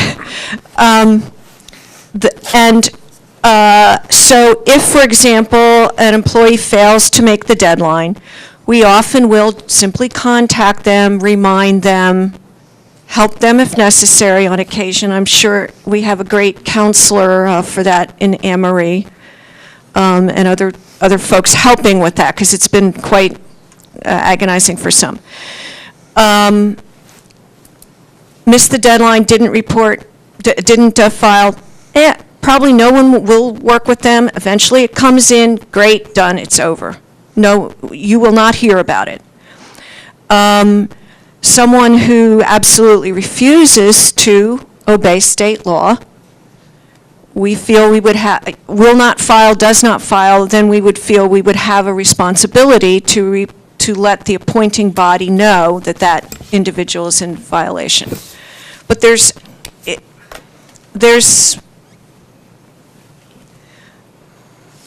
it's not a requirement that we report. We are allowed to under the law if we feel it's appropriate. Well, what concerns me is that if you don't report, and, whether it's to the council or to some other body, how would we know whether to essentially de-appoint that person from his or her appointment? We might be criticized for not firing them and yet we don't really know whether the offense was sufficient that they ought to be fired. That just doesn't sound right to me. If it's reported, you will know what the section of the code was that was violated, what the alleged action was, and information that it was determined that that person violated the code in the way that they did. Okay, well, that's in essence saying that you will inform us. Yeah. And yet earlier you just said that you wouldn't necessarily inform us. You may inform us. Yes, the law does not require us to inform. It depends, and again, there's situations where people make mistakes, someone complains about it, and the mistake is corrected. It could be that a vote is undone. It could be that a check that was received is reimbursed to the agency they got it from. Those kinds of things happen. In general, the board that's involved will have that information because we've been working with them to try to correct the problem. Again, the attitude of the individuals that you appointed to the ethics board has not been to catch and punish people. It has been to correct procedures, to clean up things. When an individual doesn't conform or work with the situation, then we have, on occasion, done something. You may recall a situation in which we sent a letter to council suggesting that something needed to be looked at. This was not a case of punishment or accusing anybody of anything. It was a case of trying to correct a situation. That may be too broad and too wishy-washy, perhaps for lawyers, and I understand that. It is a difficult situation, and we have agonized over those. The other thing that I just wanted to point out and make sure that I understood, your jurisdiction is over all local government officers and employees. So, part of the problem is that part of what you just said is probably part of the manager's responsibility, which is I'm sitting here thinking very much the same with our thing. employees who may be. Well, And probably of labor agreements in some cases. Absolutely. Sure. Okay, so as we understand it, I apologize for interrupting. as we understand it, anything that involves other legal agreements, situations, contracts, other law. For example, if anything falls under the Faulkner law, we don't have jurisdiction. If anything falls under labor agreements, we don't have jurisdiction. That's what I'm trying to say. It's extremely narrow I want to ask. provision that we actually have jurisdiction over. Okay. Well, I, And in the cases, you may not have, probably you were not involved in the cases that we have had where there was any question about an employee. I do believe Mr. Daly was I'm involved with actually that. familiar with one personally, but I'm not going to And get into the details of it. and But how- I am familiar with one. And how did that go along? The outcome was there was a finding that the person was not guilty. But the bottom line is, I am familiar with one that involved an employee, not an appointed employee, Right. but an employee. Yeah. Okay, now, this is our opportunity to ask Ms. Bacon questions. We can certainly have our discussion if and when this is... But as I understand it, employees are not considered appointed government officials. They are employees. No. Yes, we have jurisdiction over employees, but the reporting to a board that appoints one is not the same, applies to appointments by boards, not to employees. No, that's not. well, I would think. And and once again, and this is why, that kind of just highlights what I'm talking about. The answer is that when the law uses things like governing body or board who appoints, what the law means is the board or the person who appoints. So the answer to the question is in this form of government, the council has certain appointments that it makes, and the township manager has certain appointments, and certainly there's no differentiation in the local government ethics law with regards to employees or appointed officials. They're all always, it's always local government officers or employees, always the same. And it doesn't even make a difference between appointed or not. Some of us are officers by virtue of our titles, and some of others are just employees, but whether they're appointed by the township manager or the township council, there are appointees, and there still are employees. Okay, Councilman Yes. Chase, were you continuing your question? Just to clarify, there's a very specific list of exactly who falls under it and who doesn't, and that list is determined every year. And Anne Marie does that. In some respects, this is highlighting my issue. Yes. Here's the problem. The problem is that what you just explained to us is the fact that there are certain local government officers who are required to file financial disclosure statements.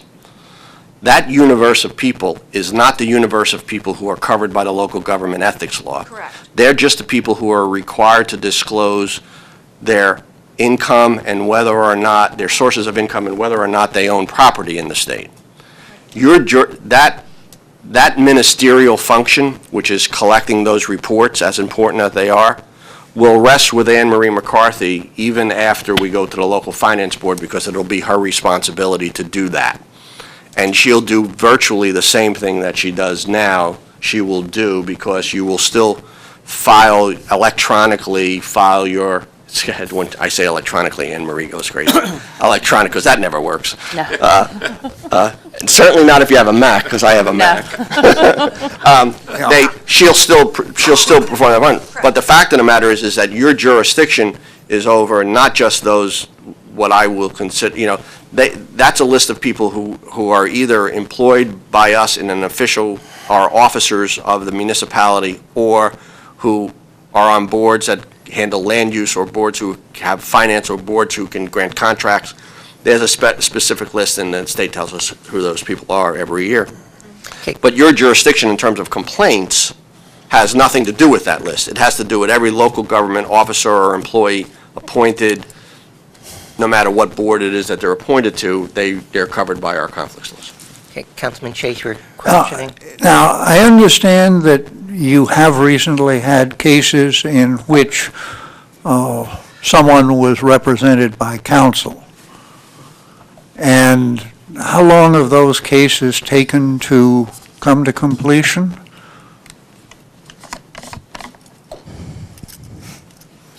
The cases, Well, you've got, I yeah, really I just can't- want to confirm things that I've heard firsthand. We have some that have dragged on long before any, some of them involved other lawsuits that were filed. Some of them involve situations in which how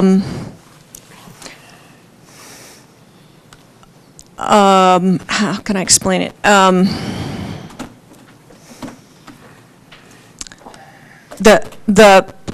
We could not find a time to meet. Those kinds of things.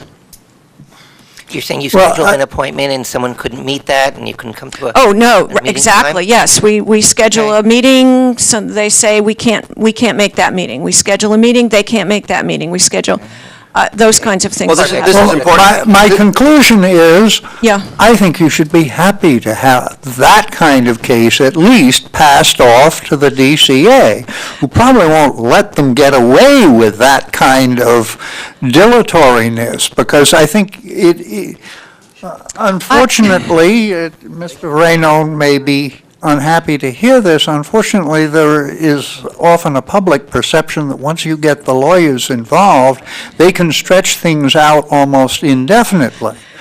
And at least if we pass this responsibility off to the DCA, it will be handled by people who are not only have a lot of experience with the ins and outs of the ethics code, but also have experience with what people try to do to delay hearings and how to keep them from doing it. But Councilman, in all due respect to those people, there's another part of this.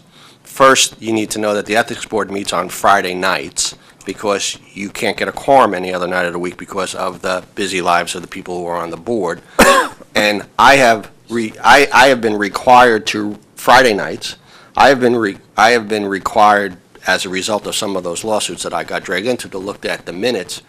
And for long stretches of time, the board had trouble getting quorums for meetings, so it was a mutual, they dragged on because there were people on one side. So, and I'm not being critical. And some of that time, we were waiting for the attorney to draft the resolution about which we would meet.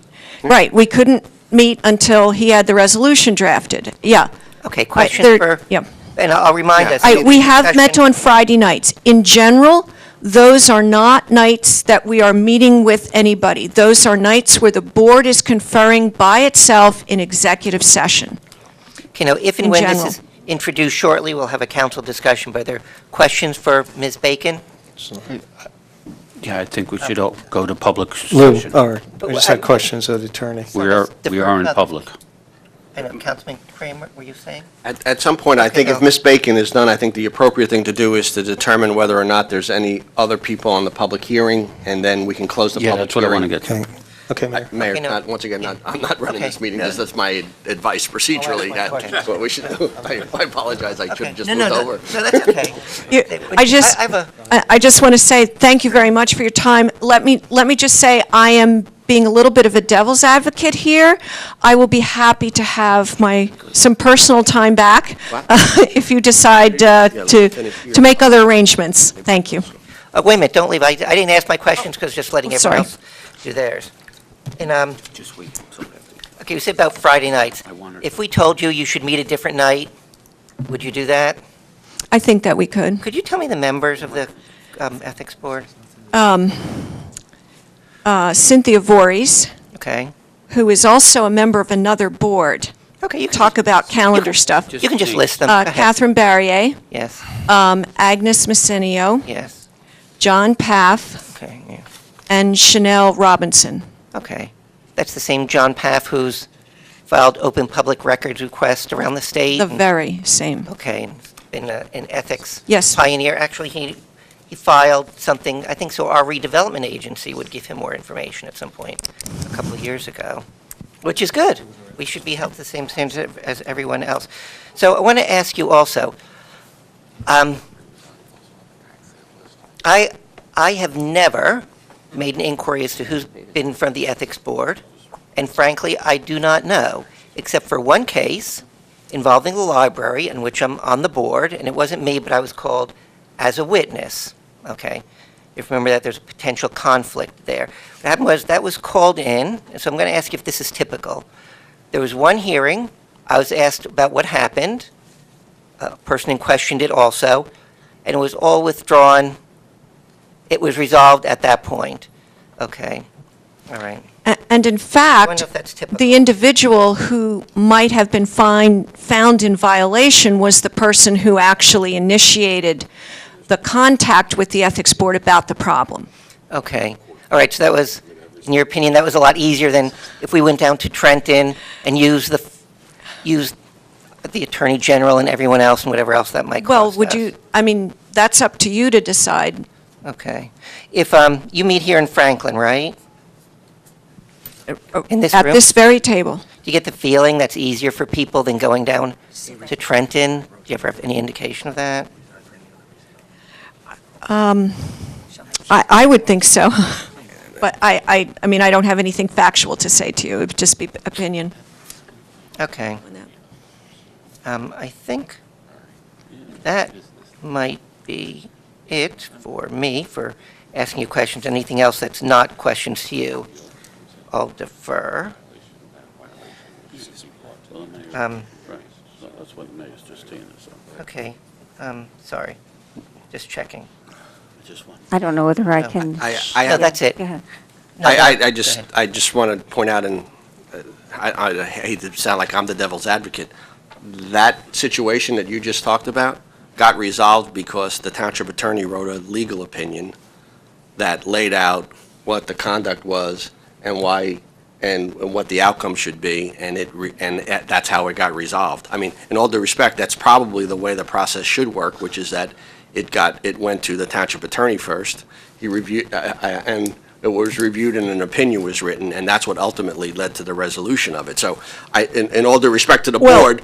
We would have been happy not to be involved if Well, I you just guys wanna could make have sure handled that- it, but somehow, That's an unusual process because that one actually generated out of the manager's office with an opinion by the township attorney. So we understand how that process. I believe it was, yeah, Okay. I believe it, That's well, okay, we have that, okay. All right, so as far as you know, I'm not asking you to project, do you think the Ethics Board wants to continue being the Franklin Ethics Board?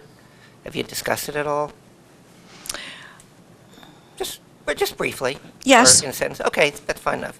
All right, that's all I have. I'll reserve, if we need to reference you for something else, we will. Okay, so we are, thanks Ms. Bacon for your time, thanks to the Ethics Board for sending you. And we're going back to public, well, we're still in public discussion, to the general members.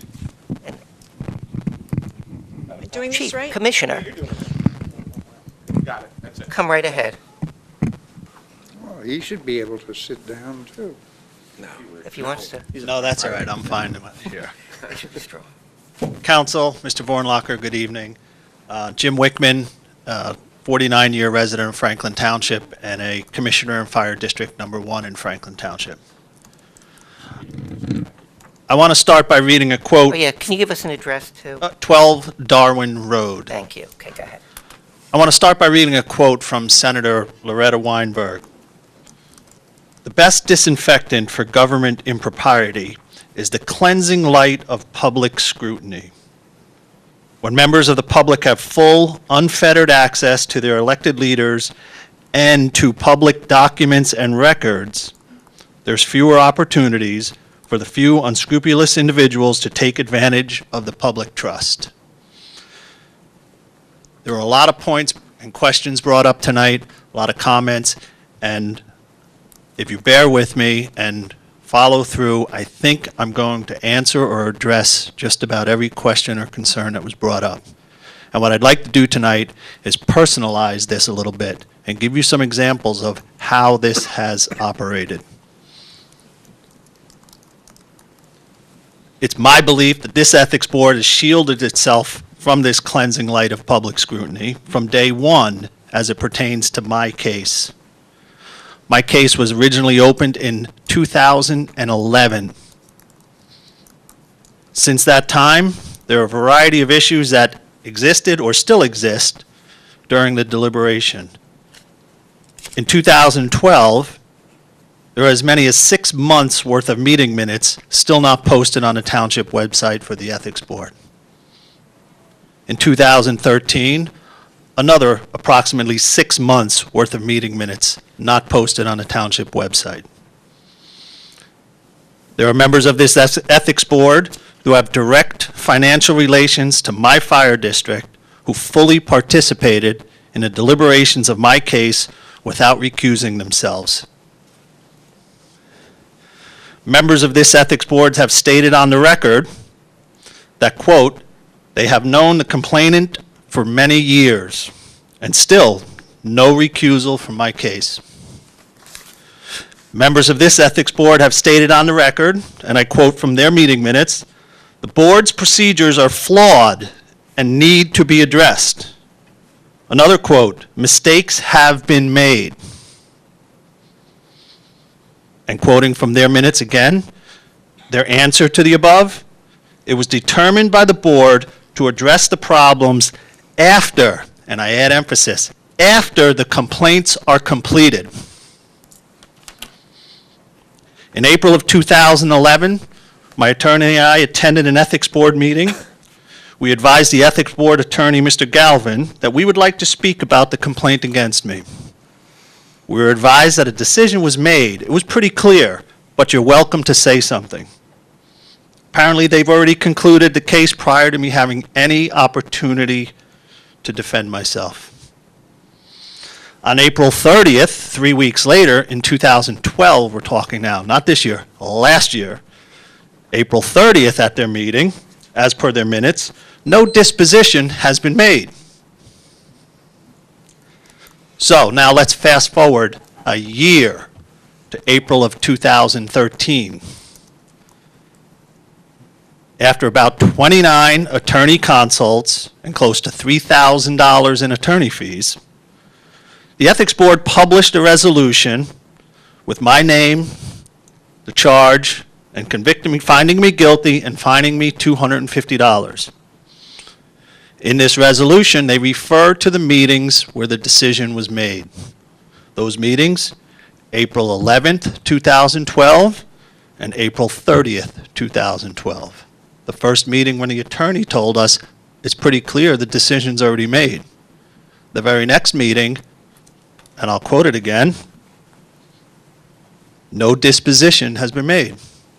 Yet the resolution they passed in their meeting in April of 2013 says the decision was made. A year later. And by the way, in researching their minutes back to 2008 online, this is the one and only time the Ethics Board published the resolution with someone's name and the fine and the charge against them. The one and only time. Furthering this, by statute, I would have had 30 days to appeal this decision. However, based on the postmark on the envelope received at my house, the clerk of Franklin Township did not even mail the notice until 25 plus days after the decision, leaving me literally days to figure it out, talk to my attorney, and try to file an appeal. Recently, within the last few months, my attorney and I attended an Ethics Board meeting on a Friday night, last minute found out about it, called the attorney, canceled dinner with his wife to come with me to a Friday night Ethics Board meeting. Again, at this meeting, I requested, in writing this time, that any and all discussions regarding me be conducted in public. The members of the board that were there didn't seem to know what to do. On several occasions, the clerk of Franklin Township advised the members of the Ethics Board to stop talking and end this meeting. Finally, She basically yelled at them, "Stop talking and end this meeting." Is this open? Is this transparent? Is this even ethical? It's my opinion that this ethics board lacks any semblance of oversight. It's my opinion that this ethics board acts under the cloak of secrecy and has skirted any public discussion, even when requested by me. It's my opinion that this ethics board is failing the intent of Senator Byron Baer's Open Public Meetings Act and Senator Loretta Weinberg's idea of the cleansing light of public scrutiny. I know some of you and other people will say, well, they work very hard, they're good, honest people, and it's a valuable service to the people. Well, I'll remind you, I am the people, and I am the only one of others who are up here saying this in public. So the people have a problem with this ethics board. They're not delivering the services they're intended to do.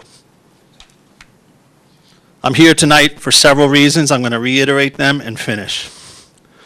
One, unfortunately, this council cannot do anything at this time to compensate me for the personal damage this board has wrongly done to me and other victims. However, I want to make sure it's on record that I will not stay quiet and we will continue to defend myself. By the way, my defense, the ethics board, this is all paid with taxpayer dollars. Number two, there are others who have been victimized by this ethics board. It's my belief they may be too intimidated to appear in public. And three, I'll remind you of my opening statement. The best disinfectant for government impropriety is the cleansing light of public scrutiny. It is my belief that even the cleansing light of public scrutiny cannot disinfect this ethics board virus. Thank you. And I'm available for any questions, should you have any. Yeah, one for me, Mr. Wickham. So, and again, I don't know who's come before them. I didn't know that you did, just because frankly, I'd never looked at it. Do you want to keep those confidential? Do you want those minutes to be public so we could see what happened? Are you asking for one or the other? My concern, first of all, I'm going to be very careful because there is current litigation with my appeal, and there may be future litigation, so I do want to be careful. All right, so I don't want to ask anything that you shouldn't answer. My issue with the minutes, there are no minutes online.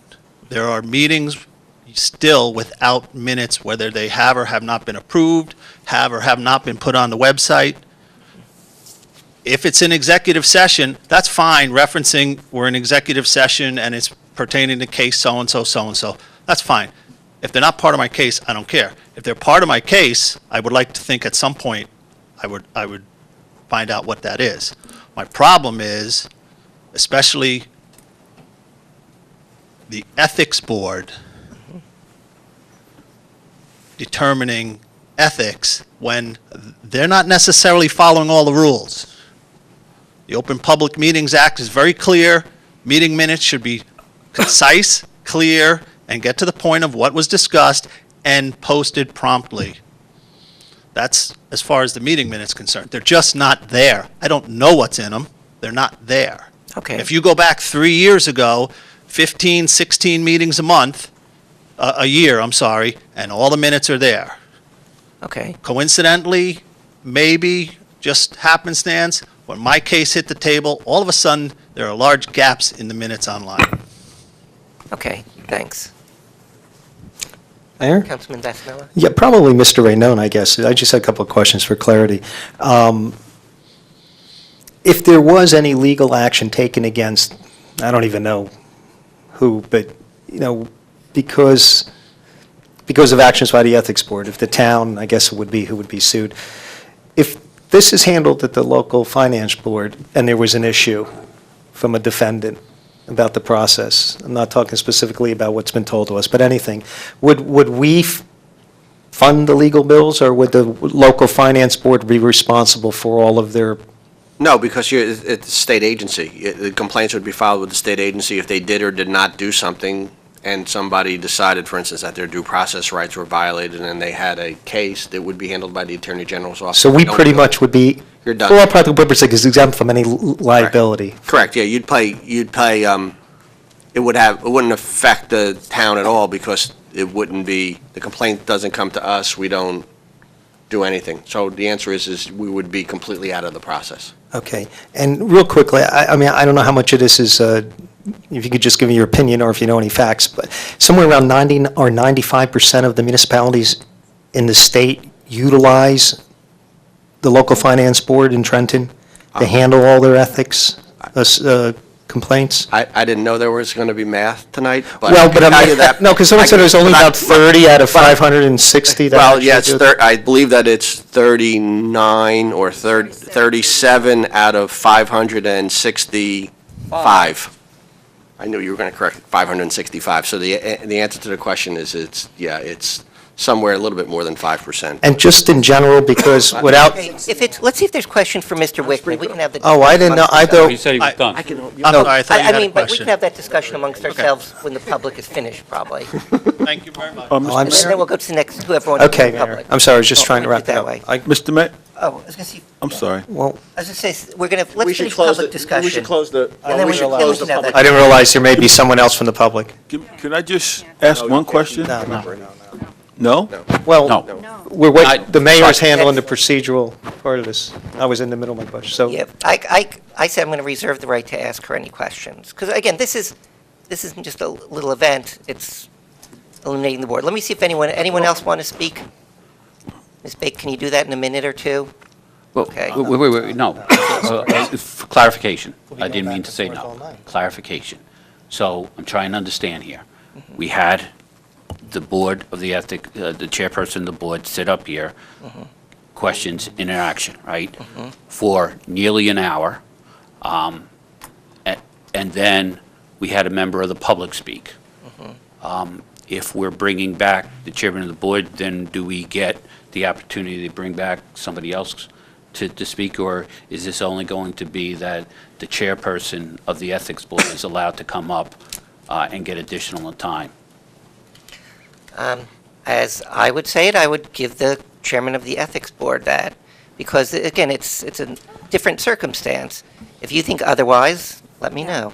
So just want to make sure I understand what you're, so you think it would be proper to bring her back and not give equal time to the person, to the, to the gentleman who said that he was a victim of this board, that one side can speak longer than the other? You think that's appropriate? I guess if he really needed to rebut it, I'd do one each way. Because, again, we're making this decision. But I thought, It's- okay, sorry, Mayor. We have, Mr. Mayor, I'm this is gonna- unprecedented. As far as I'm concerned, I have never seen anyone on this board do anything like this. You have an obvious point of view, and I appreciate that, and so do I. But this is something we have never done before. We make it very clear you only have one time up here. To bring someone back up, I'm going to ask our That's right, attorney. yes. What is your view on this? I mean, I'm just talking about precedent. I think your rules of council allow everybody to come up once. So I guess for council to waive it, council would have to agree to waive it. Okay, so here's what I'm doing. To me, this is different than other situations, and it's the chairperson of the board, and we've heard from other people. I'm going to allow each of them to do it. If you want to vote to overrule me, that is Yes. your prerogative. I move Ms. that we open this up for a vote. I don't even know what the so let's clarify what the where are motion we is at? that we would vote on. Okay, We have vote if- to close the, oh, all right. go ahead. Okay, Ms. Sherman is proposing that she overrule me and not allow anyone else to speak, That we which close is the also public session. unprecedented. Wait, no, so that's not the motion. Yes, it is. No, I That's think the exactly the motion. the motion, I believe, is that you want to make a motion to reopen No, the look, I don't public mean to. portion for and one. you know, I never exert my authority too much. I am ruling as the chair that she can come up, okay? And then Mr. Wickman also, if he needs to say something for a minute or two each. I'll say 2 minutes, I won't do that. If you want to overrule me, that's the motion. If you want to do that, go ahead. Ms. Bacon, come on up. Mayor, at some point, I my- just wanted to continue asking my- my questions when you Go ahead. feel I can get the floor back. My motivation is fair, okay, go ahead. My motivation is fairness and openness and all of us getting all the Oh. facts. I It's hope you not don't like- think ours Why, are implying motivated by not fairness.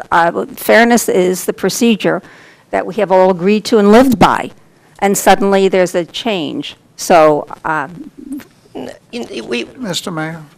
Okay, Councilman, okay, I'm going to answer that, then Councilman Chase.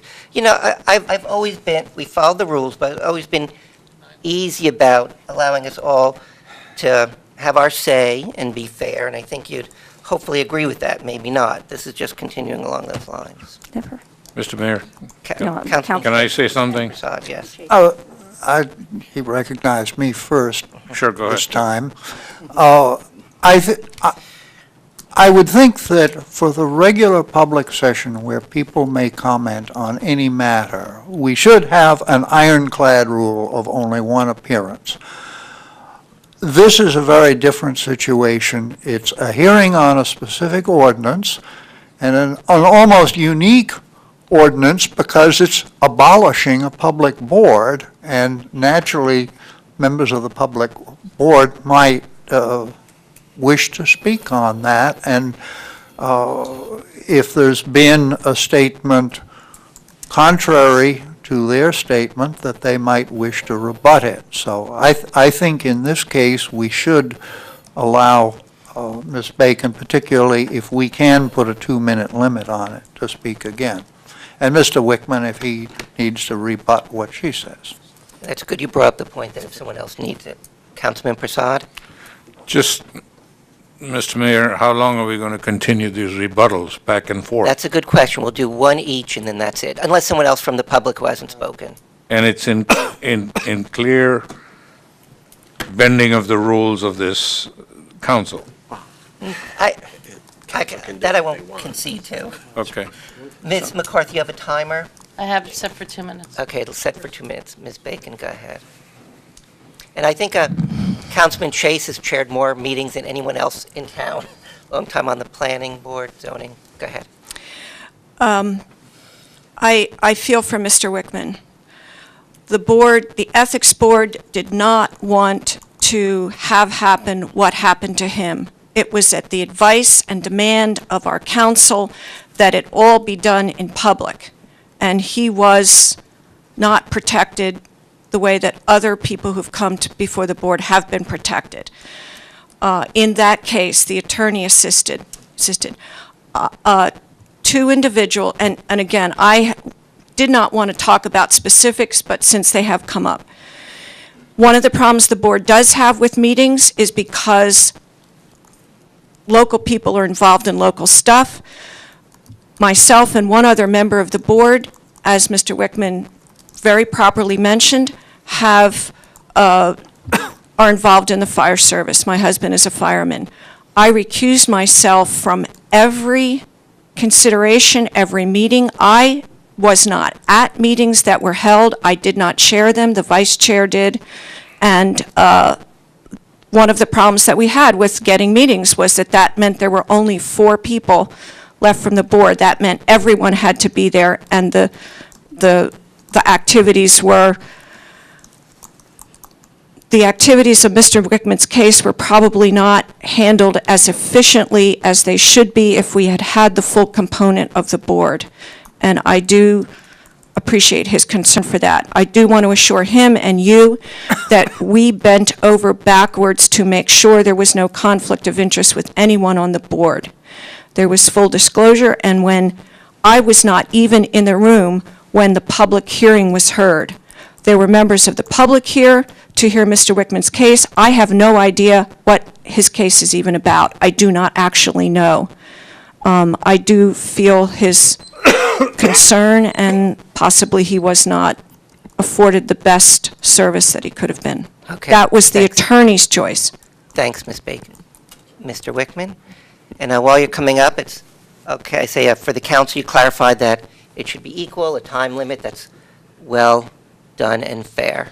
And the same 2 minutes will apply. I should say, Commissioner McMahon. For the record, I'm not comfortable with this on-the-fly change in procedures as an elected official myself, who sits in that chair once a month in a public meeting. It causes problems long-term. But, given the opportunity, I will say that I have no personal agenda against anyone in particular on the Ethics Board. This is not a personality issue. It's not a problem with any one person.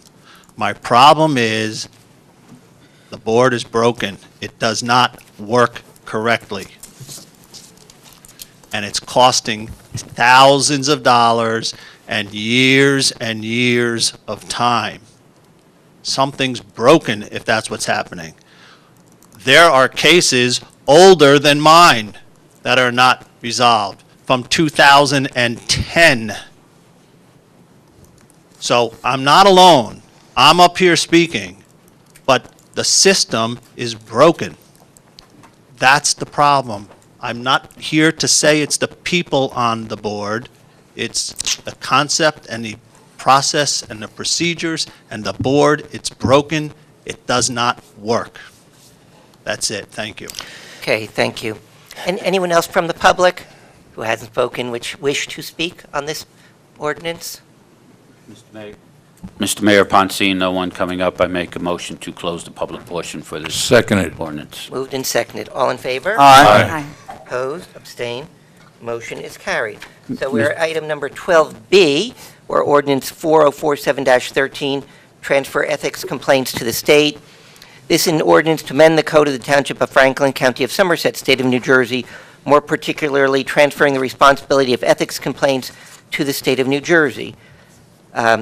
Okay, the Township Attorney has approved the affidavit and public hearing is in order. We have had that public hearing, and we've opened and closed that. Is there a motion for final passage of the ordinance and publication in accordance with law? So moved. Seconded. Second. Moved and seconded. Now, discussion on the ordinance. Councilman Regan. Mr. Mayor, Yes, sir. I believe actually Councilman Vasanella had the floor when it was turned over Oh, to okay. Yes. to think, Thanks. so I think in due respect, he should be able to. Good point. Councilman Vasanella, please go ahead. Thank you, Mayor. So, let me just be very narrow here. My gut feeling is that, and maybe when's the last thing that Commissioner Wickman mentioned? I'm not saying it because he said it, but you were alluding to the fact that it's not with anybody on the board. I personally have never been involved in any cases. From what I know, some of the people on the board are some of the most dedicated Franklin residents that I'm aware of. They've been out there serving in different boards and volunteer groups around town over the years. It almost seems like, and maybe this is because of the litigious way that we've gotten over the last couple of decades and all of the bureaucracy, and some of it's good bureaucracy with ethics and laws that make you recuse yourself, et cetera. But my point is, it seems as though it's just simply almost has gotten out of the, it's not realistic for a local ethics board to do what seems to be required with how we could be liable with the setting up of meetings, especially because they're involved residents that are on these boards, that is on the ethics board. It seems as well-intended as they may be that by the own acknowledgement of the chairperson, well-respected, longtime chairperson of the ethics board, that things, when things get busy, they can't seem to function to get things done the way they should. Not because they don't want to, but because of the realities of, maybe when this law was written, it really didn't take in consideration the realities of today.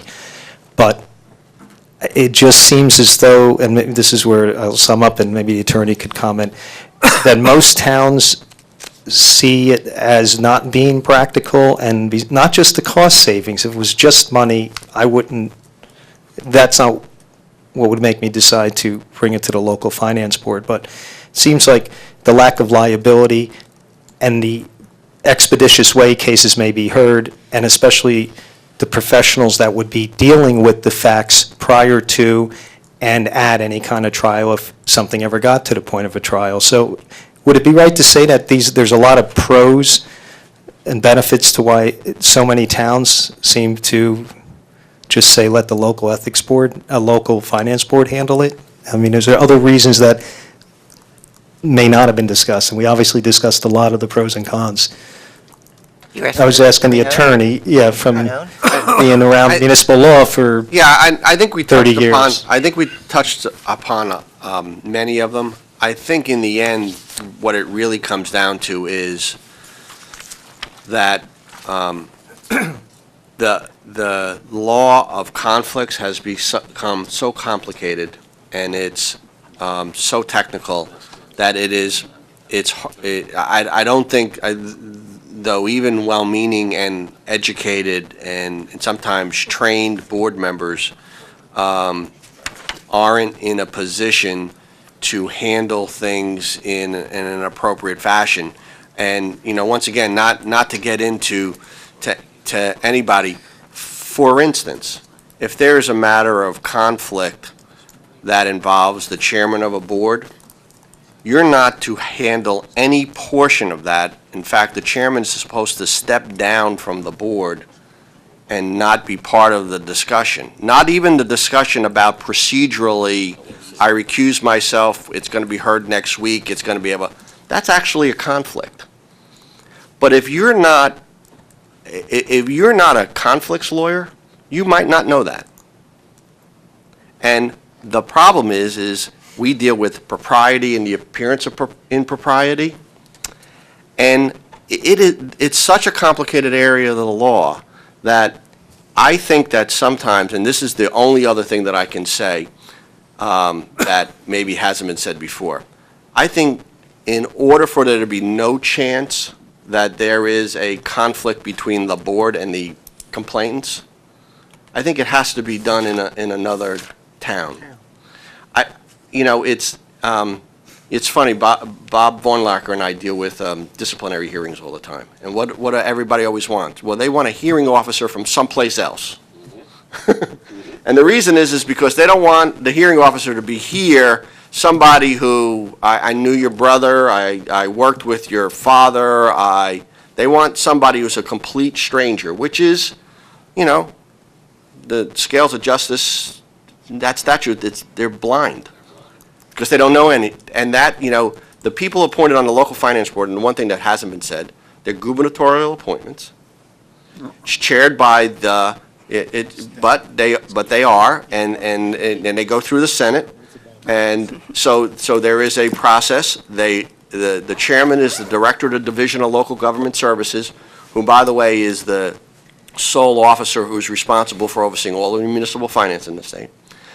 And it is highly unusual, just because of the law of large numbers, that there is a conflict that they know or had a relationship with somebody, and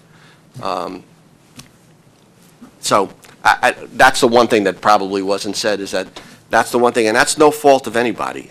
Franklin is a big place that's a small town. You can imagine what it's like in towns where you have half as many people. But that's the only thing that really wasn't said, Councilman. Thank you. I'm done, Mayor. Thank you. Mr. Mayor, if I may. Deputy Mayor Sherman? I certainly don't want my procedural issues to in any way reflect on my opinion with regard to our local ethics board. I respect their work. I know that they were trying to do the very best. I agree, I don't want to repeat what our attorney has said, but when people trained in ethics still can't figure it out and wind up not being able to answer the questions put to them, then very well-meaning people can do very unintentional harm, and innocent people are hurt in the process.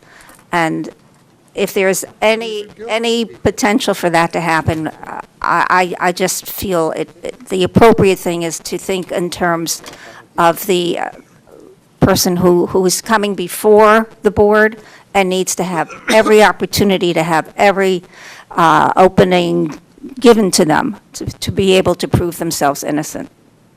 But I do respect our board and our members. I had no criticism of them.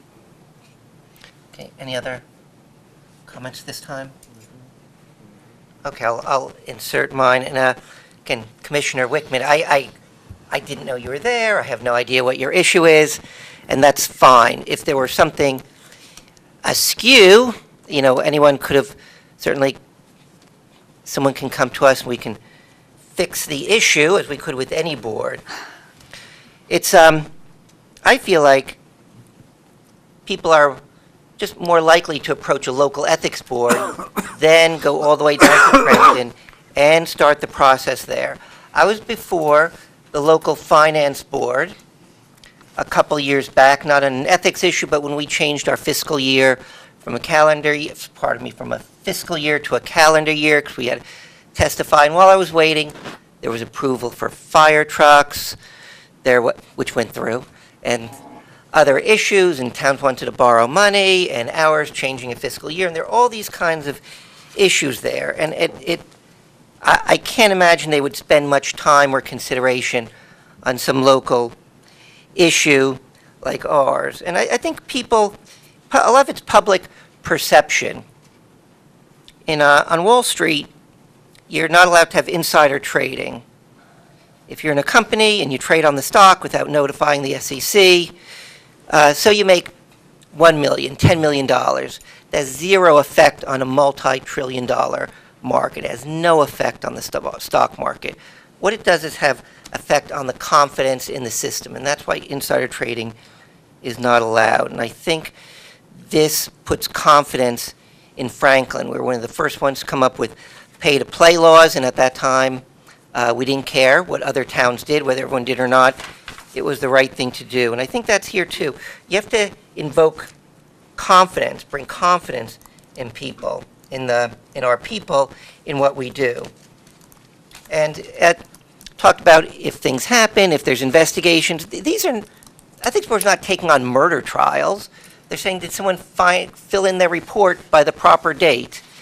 Did someone who is in charge of an agency, like we've had, vote on hiring himself? Did they vote to give him or herself a contract? That's what most of it is. If it goes beyond that, it could, I'm sure we could come up with something. Look, I'm not an attorney, never pretend to be an attorney. I'm not that smart. I'm a CPA by profession, and I know I've got certain ethics requirements, and I've got independence requirements. I can't work on a client if I'm not independent of them, and I do not go and ask my attorney every time I think I might have a conflict or an independence issue, because sometimes it's just very, very similar. Our board's worked well for 14 years. It was raised whether we do ethics for other entities. I guess like we could, the fire district, the Board of Ed. I don't know if first aid falls under there. I just have no idea. But as municipality, those are lines we cross all the time. We collect all the money for the Board of Education and the fire district, and we account for it. And we pay our people to work with that, and we pay them to cut the checks. And later on, much to my chagrin and maybe others, there's an appeal, a tax appeal, which one of our resident businesses won, and we're going to cut them a check for some $700,000, and we are not going back to the fire district or the Board of Education to pay for that. We do it ourselves. So there's always this cross in there, and I think we should. I don't think everyone should be a private entity. We should all work together. And no, the people on the ethics board are not professionals. Maybe, again, to fix it, we should ask them to have an ethics course, but this council is the Board of Health for the town, and I dare say only one of us is really expertise enough, 3 people to my left, to really know much about health issues in any strong way. And we have an advisory Board of Health, and I don't even know if any of them are health professionals. They just seem like good citizens who did a good job. We look at that a little bit, but those are the kind of things I look at also. So, just if there's an issue to me, I think we should fix it. Again, with all due respect to Commissioner Wickman, I don't want to put off anything you've said. If you've said it, I believe it because I've known you for years. It just perhaps we can fix the situation instead of throwing out the baby with the bathwater. And I think it just instills a lot of confidence in our people if we have it. And frankly, again, like having a pay-to-play ordinance, I really don't care what anyone else does. If we think it's best, then we can do that. And that's my opinion. Anyone else? Mr. Mayor? Okay. Oh, Let okay. Oh, go ahead. Mr. Reagan speak. Okay, Go ahead. Councilman Reagan, and then Councilman Prasad. So basically, we've arrived at this point because the issue got escalated. We've had a number of executive sessions. One of those executive sessions dealt with the fact that funds were expended. The Ethics Board spent more than their budget. They're allocated. In fact, they didn't even know they spent money and they were over budget until they were over. In my work environment, that's a no-no. You need to be accountable for the resources that you're given. So that was one issue. Another issue is the execution of the procedural aspect of the board. The last executive session, and those minutes are here tonight, had to deal with the fact that they were crossing the line of violating the Rice law. And except for the fact that they were pulled back, they probably would have, given the fact that they were there. So nothing changes until something changes. And what I mean by that is that this has been broke. And, others can have the opinion, oh, we can fix it. But there clearly was guidance given to them that said, you are broke. Council is very, very, is taking this seriously. Go fix it. If you choose not to do that, or you can't, then it is our job. And this decision is not an easy decision, right? Because some people are claiming there's confidence people have, or it looks bad if we don't have it. All that's put aside. Leaders have to decide on what the issue is, and there's a problem, and they were given the chance to fix it, and they didn't. And clearly, as indicated by attorney, and we know that the money we're expending, this is just an extra layer of government that's not necessary. The harsh reality is that if someone is fined, they challenge it, they go to Trenton anyway. So all that time spent there really wasn't anything valuable. It was just an extra step because they're going to end up in Trenton anyway because they're going to challenge it. And clearly, the lack of training, to some, I guess it's okay that they feel that they don't have to be trained, but if you're making a decision on someone and finding someone guilty, and that potentially is going to affect employment, then I want people trained in those areas. All right, when somebody shows up at my door to put out a fire or to investigate a crime, I want them trained in those areas. And so the driving overall reason, besides the monetary, because it's true that the budget was $19,000, so it's not a lot. But the actual point is, we don't need to expend that $19,000 because we already can get the service of quality equal to or exceeding it in Trenton. So then, therefore, the question comes, is that $19,000 a waste? You're spending it when you don't need to. And my opinion is, yes, we are spending it and we don't need to because we have that service available to all citizens and residents. And finally, as said here many times tonight, it truly will be an independent and impartial assessment of it. An impartial assessment of it. You are going to get fair. You don't have to worry about walking in a room and seeing someone who, your daughter or your son played with theirs and they got in a fight and now the person has a thing for you. So are you really going to get a fair assessment? All right, that total independent view you're going to get in Trenton. So to me, this has always been about what is the best for all our residents, for all our citizens, and I believe, not only from a monetary, but just from an overall fairness to all our residents and citizens, they will get a better quality of service at the local finance board in Trenton. Thank you, Mr. Okay, Mayor. thank you. Anyone else? Councilman Prasad? No, Councilman Regan said it pretty eloquently. My only point is that if you do hire an attorney, it's not your own, I wish you were spending your own money, but you have to treat it like you're spending your own money. And in this case, it is the taxpayers' money, which is all of us collectively. And that should have been a better oversight of the attorneys. I know our Councilman Kramer does a great job of keeping the attorneys' feet to the fire as to budgets, et cetera. And, it's for all of us that we have to do that. It's the taxpayers' money. It's our collective money.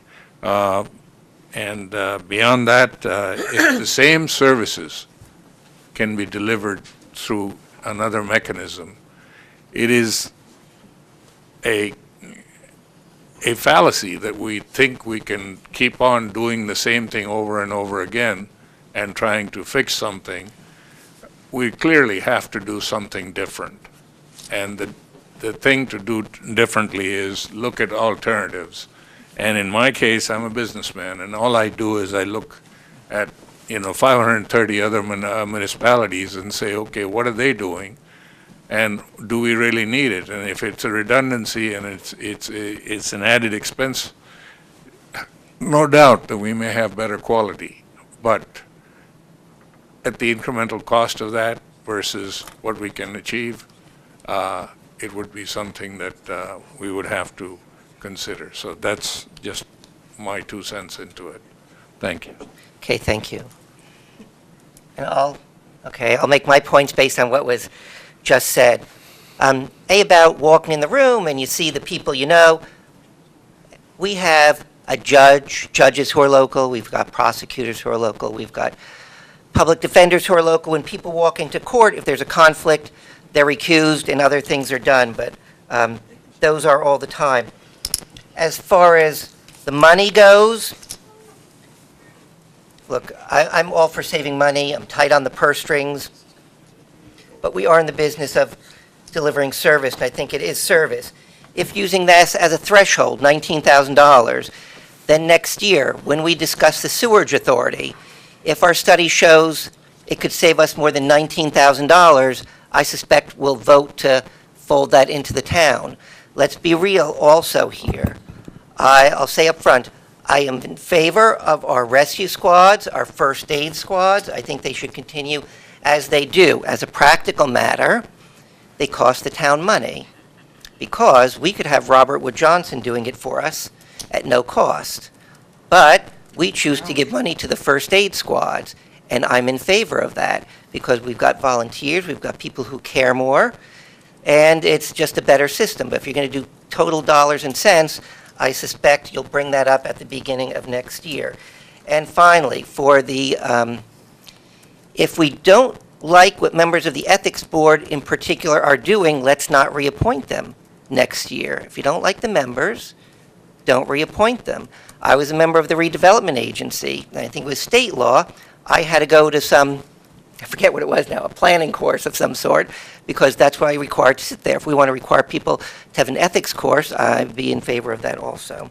And so finally, if it is, and if you don't want to say it's disbanded, then we'll vote to populate it next year anyway, even though it has no function. I'd be glad to do that too. If it is transferred to the state, in essence disbanded, use whatever terminology you like, then please send my apologies to the Ethics Board from me personally, because I think they do a good job, have potential to do a good job, and instill confidence from our residents. Anyone else? Mr. Mayor. Councilman Kramer, So, please. Who has more probably knowledge of this than any of us. So as the mayor just alluded to, I served on the Ethics Board. It was my honor and privilege to serve on the Ethics Board, and I've said nothing except a neutral statement, or what I considered a neutral statement at the last, at the introduction, saying that we are it became an argument this time, but that we are not disbanding an ethics board. We are deciding whether or not to transfer the ethics board to the state or not.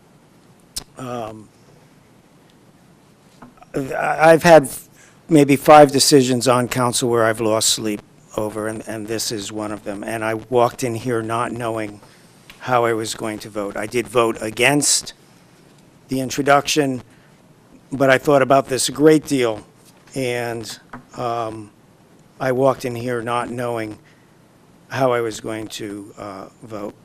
So the decision is, do we keep a local ethics board, or do we make Trenton our ethics board?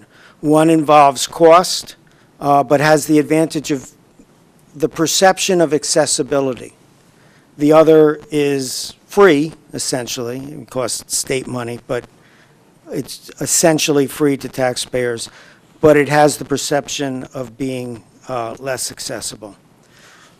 One thing that came up, I talked to some citizens about this, and I do not think citizens have an understanding of what our ethics board is about. One citizen cited to me the unfortunate incident involving the evidence room at the police station a number of years ago. The ethics board would have absolutely nothing to do with that. If they got involved with that, they would be in violation of the law. There was also a scandal in our finance board our finance office years and years ago, and someone went to jail over that. I think it was finance. Yeah, and someone went to jail over that. The ethics board would have nothing to do with that, and those were reasons cited to me why we should keep an ethics board.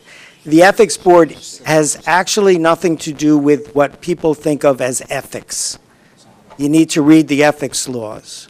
The ethics board is really has a township official use their authority to their own advantage, generally a financial advantage, which is an unethical thing, but I can do many, many unethical things that would be not under the jurisdiction of the local ethics board.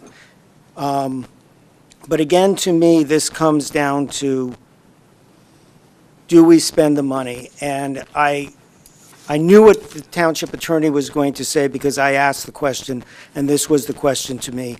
How much would it cost for us to do it right? Because the Trenton Ethics Board has at their disposal the Attorney General and investigators. So what would it cost us to do it right? And he said, you need to have available, maybe they will use it, maybe they won't use it, but $50,000 a year. And in my opinion, after being on the ethics board, I think that, and I didn't think so at the time, but in looking in retrospect and the way the conflicts have become complicated, I think you need an attorney, we would need an attorney at every meeting. So that is the cost to me, and it becomes a consideration as to the cost. I heard Mr. Wickman's comments, and I feel for him, and I take them to heart. What I will say is, 4 of the people who are on the ethics board now I served with, I can't comment about the others. I found them of the highest integrity. You walked in that room, there were 3 Democrats, 3 Republicans, and if you were someone who didn't know the faces, you could not tell who was who or what was what, or that even there was 3 and 3. It was completely collegiate. Everyone was honorable, and Ms. Bacon, I find you amongst the most honorable people I know. That being said, given the costs, trade-offs, I think with the financial situation the town is in, that we cannot afford $50,000, and I think that is something we should do reasonably. In order to do the ethics board, we need to spend that money, and I don't think when we don't have to spend that money that we should. But then we have the problem of that it is less accessible. and perception is reality. So what I would like, if we vote this to move it to the Trenton Board, I would like the next Franklin Times, the Government 101 subject to be the ethics law. And perhaps our attorney would check it to make sure it's right, to educate people as to what the ethics law would be.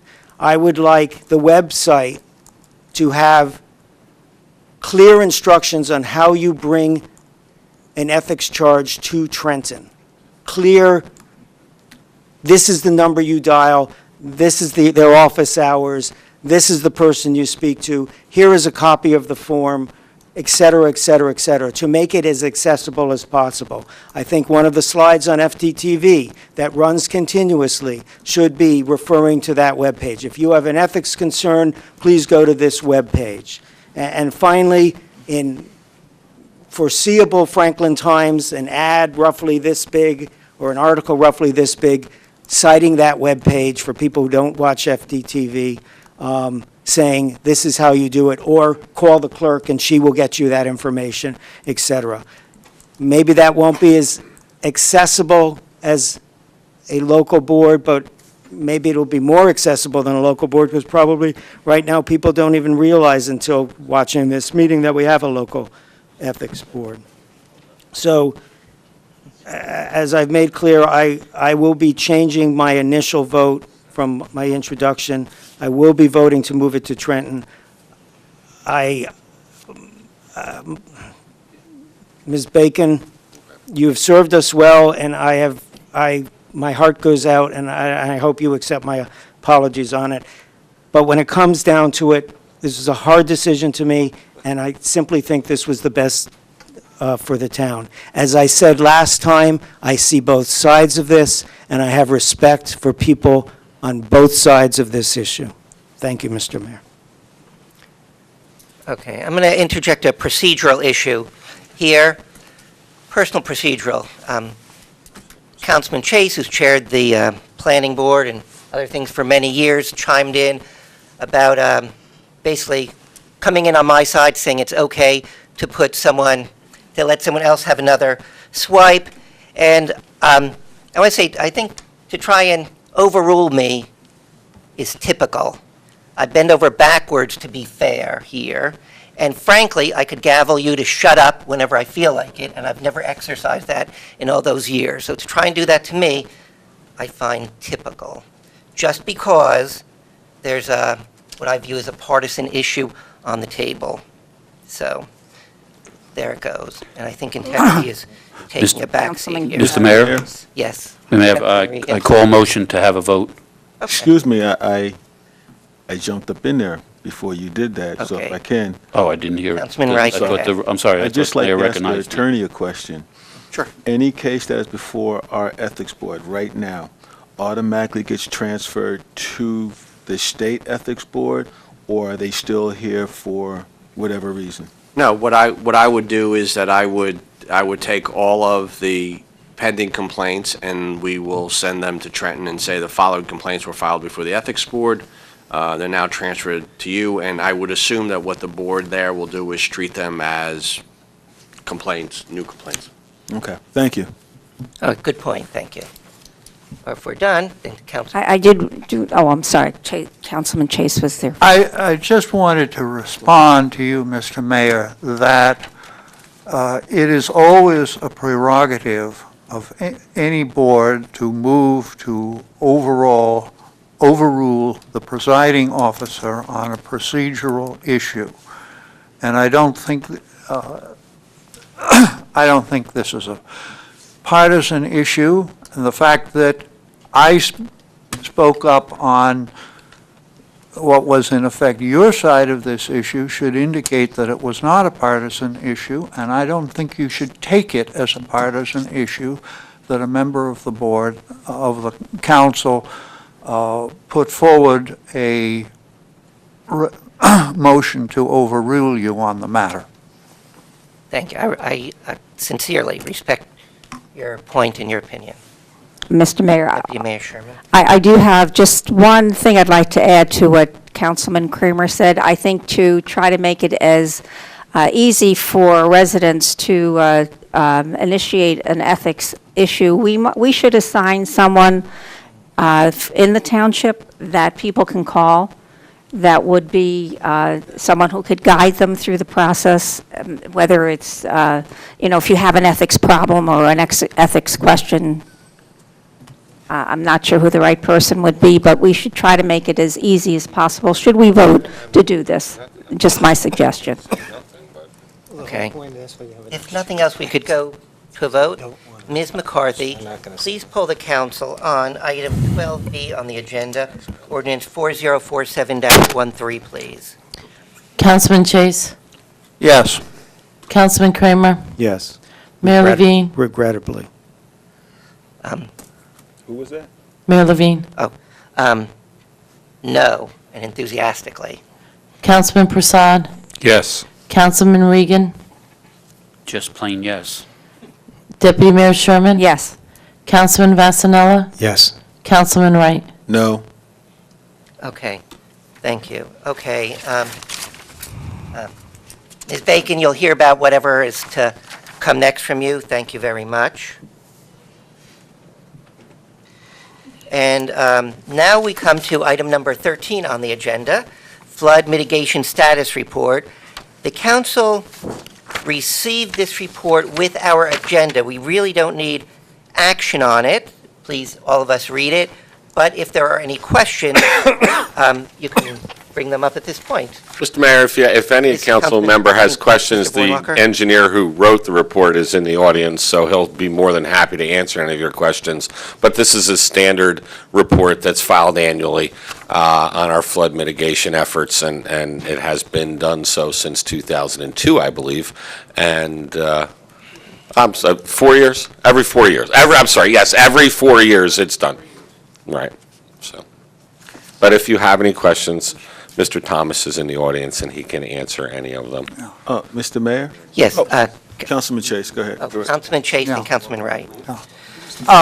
First of all, I'd like to thank you, Scott, for sitting through our prior discussion up to this hour to still be here to answer our questions. And I do have some points, and I think one thing is you have a review of the plan's action items that then some of them never come up again later on in the report, which I would think they would.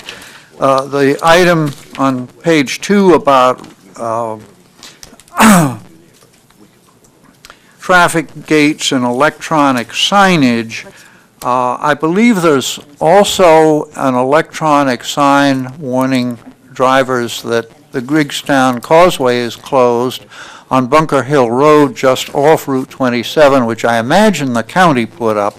But I would like to see the township put up a similar sign on Canal Road at Route 518, because there is a very substantial amount of traffic which goes up Canal Road and then crosses the Griggstown Causeway. Now, if they're coming the other way on River Road, they have the alternative of continuing on River Road at the very time they get to the causeway, but from the Canal Road and Kingston Rocky Hill Road, and they wouldn't like to get to the causeway and then find that it's closed. In number 9, critical facilities, this may not, I don't know whether this meets the full definition of a critical facility, but when some members of the council were given a tour of sewage authority facilities, one of these was a pumping station on Western Canal Road, and we were told about, it had flooded out in Hurricane Irene, but that they had specific things they were doing to make it as watertight as possible and have a pump to pump out any water that does leak in. This is secondhand for you. You might want to get more from the sewage authority about this and whether they have any other such facilities that are being made at least water resistant. contact them. On page 5, provide technical info and guidance to citizens on hazards and risks, and it says that information is made available to residents, home buyers, and real estate agents either over the counter or over the telephone. I would hope they would also be available by email and fax. Oh, sure. Fax is probably particularly useful in this case. Yeah, we, I mean, that I may can just email be an them. oversight that you didn't mention it, but that's, I have a feeling I had one more point, but,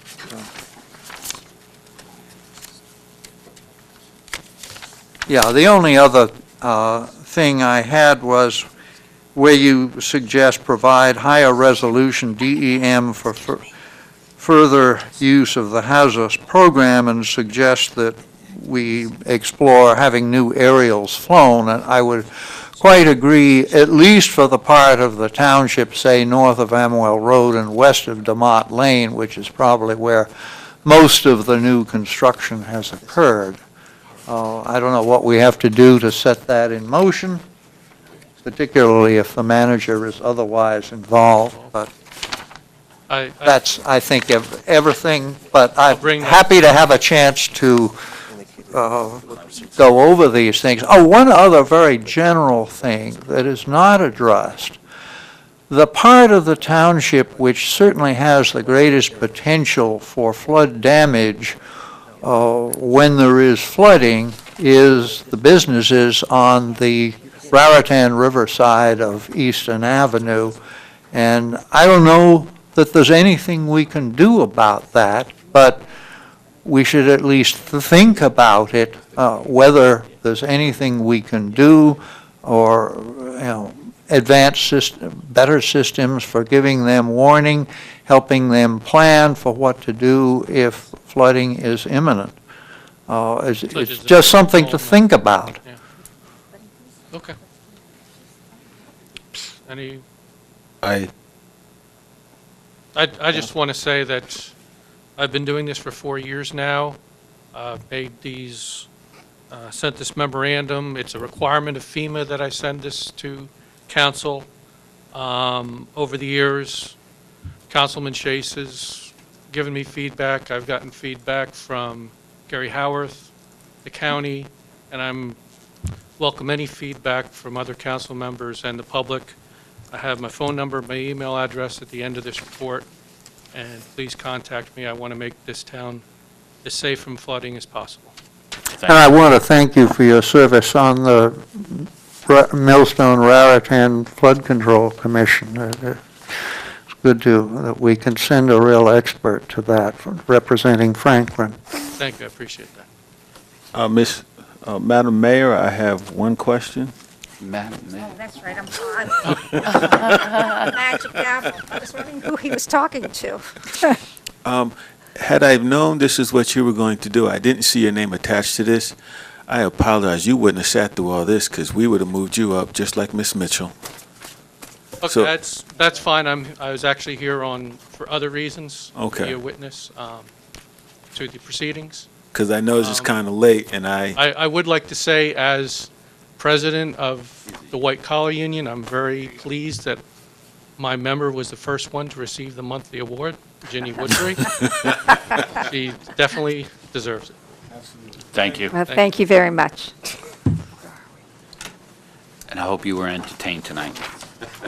Okay, we'll now move on to item 14, unless the numbering changed.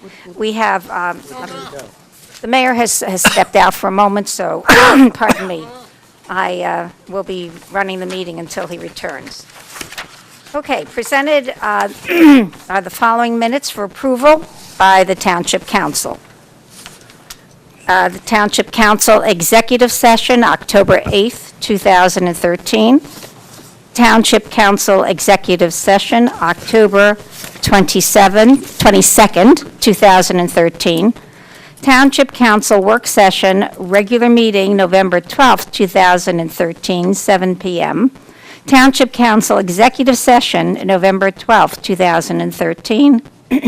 Township Council Work Session, regular meeting, November 26th, 2013, 7 p.m. Township Council Executive Session, November 26, 2013. One meeting, is that what the parentheses means? You held two different executive Gotcha. sessions. Thank you. That was the first session. All right. A Township Council Executive Session, November 26, 2013, the second session. Do I hear a motion to approve the, Motion to approved. Second. is there a second? Second. And approved and seconded. Our clerk, would you please poll the council? Councilman Chase?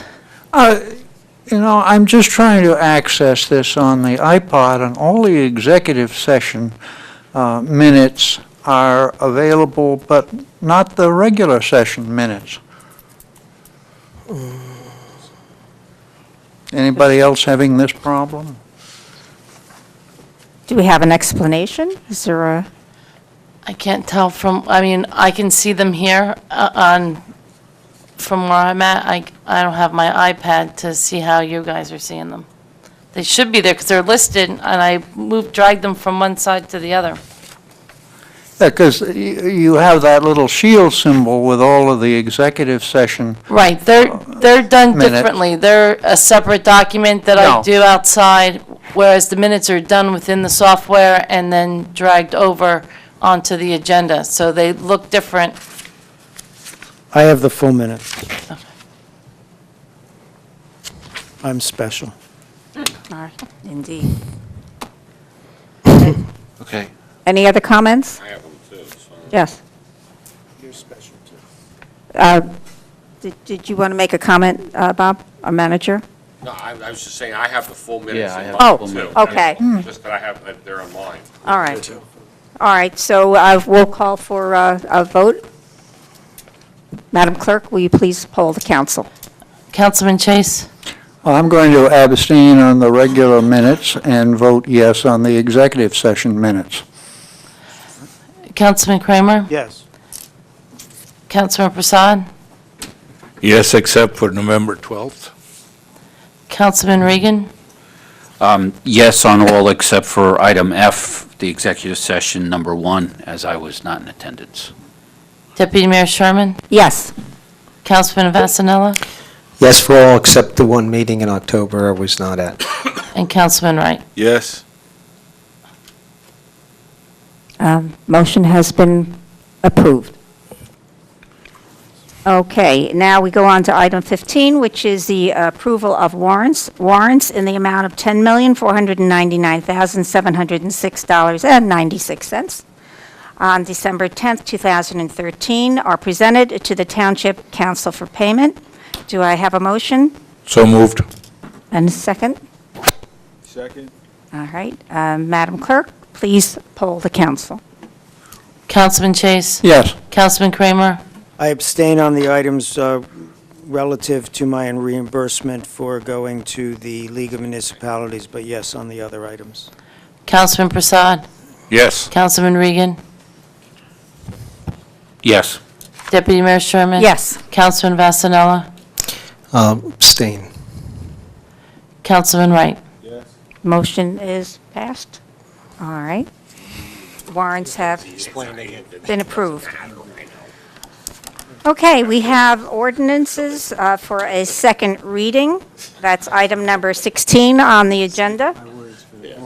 Ordinance number 4031-13, an ordinance amending the Code of the Township of Franklin, County of Somerset, and State of New Jersey, more particularly Chapter 354, Telecommunication Services, Appendix Chapter A401, Article 10, United Fiber and Data Incorporated. The Township Attorney has approved the affidavit of publication, and a public hearing is in order. So moved. Seconded. All in favor? Aye. Motion is carried. This meeting is open for public discussion on this ordinance. Anyone interested in speaking, please raise your hand, and when recognized, give your name and address. Upon seeing no one, I make a motion to close the public session, please. Second it. All in favor? Aye. Aye. Motion is carried. Do we have a motion for approval of the ordinance? So moved. Second it. Madam Clerk, please poll the council. Councilman Chase? Yes. Councilman Kramer? Yeah. Councilman Prasad? Yes. Councilman Regan? Yes. Deputy Mayor Sherman? Yes. Councilman Vasanella? Yes. Councilman Wright? Madam Deputy Mayor, Yes, Councilman Regan. I make a motion to table ordinance 4045-13, Second it. 16B, Okay. as discussed earlier. All in favor? Is this No, roll one call, we have please. to vote? You need a Roll call on second. motion to table. Okay, so Madam was a Clerk, second. would It you was a please? second. Oh, we Yes. have a second. We have a second. Councilman Chase? Yes. Councilman Kramer? Yes. Councilman Prasad? Yes. Councilman Regan? Yes. Deputy Mayor Sherman? Yes. Councilman Vasanella? Yes. Councilman Wright? Motion has passed. All right, the next item is ordinance for, which number am I? C. 4046-13. Thank C. you. 16C. An ordinance of the Township of Franklin, County of Somerset, and the State of New Jersey, authorizing acceptance of access easement, VGS Holdings Incorporated, docket number PLN 13-00006, block 517.06, lot 9.01. The Township Attorney has approved the affidavit of publication, and a public hearing is in order. Do I have a motion? Motion to move. Second. All in favor? Aye. Motion is carried. This meeting is open for public discussion on this ordinance. Anyone interested in speaking, please raise your hand, and when recognized, give your name and address. Madam Mayor, seeing no one coming forward to speak, I move the public hearing be closed. Second it. All in favor? Aye. Aye. Motion is carried. Do I have a motion for final passage? So moved. Second it. Madam Clerk, will you please poll the council? Councilman Chase? Yes. Councilman Kramer? Yeah. Councilman Prasad? Yes. Councilman Regan? Yes. Deputy Mayor Sherman? Yes. Councilman Vasanella? Yes. Councilman Wright? Okay, item 17, ordinances on introduction and first reading, we have none. We now move on to the consent agenda. The items A through Z, as listed on the consent agenda portion of this meeting, are presented to the Township Council for adoption. Madam Deputy Mayor, Yes, Council. I'd like to make a motion to have 18X removed from the consent agenda tonight to be discussed at the next meeting. Where there is a motion to table or I guess table would be the proper. table item X. Do I ask simply for a voice vote on that, or do we poll the council? You have to pull the council. Okay, I Madam. need a second. Oh, and do we have a second on that? I'll second it. Okay. Approved, seconded. Madam Clerk, would you please poll the council? Councilman Chase? Yes. Councilman Kramer? Yes. Councilman Prasad? Yes. Councilman Regan? Yes. Deputy Mayor Sherman? Yes. Councilman Vasanella? Yes. Councilman Wright? Okay, so all items A through Z, with the exception of X, as listed on the consent agenda portion of this meeting, are presented to the Township Council for adoption. Do I have a motion? Motion for passage. Madam Mayor, can Yes. I just ask some questions specifically Oh, please. about the temporary budget? I understand that this is only for the first 3 months of the year, and that there are areas where we don't expect to spend any money in the first 3 months of the year. But there are a couple of things I wonder about. There's nothing appropriated for the zoning board, which has an attorney.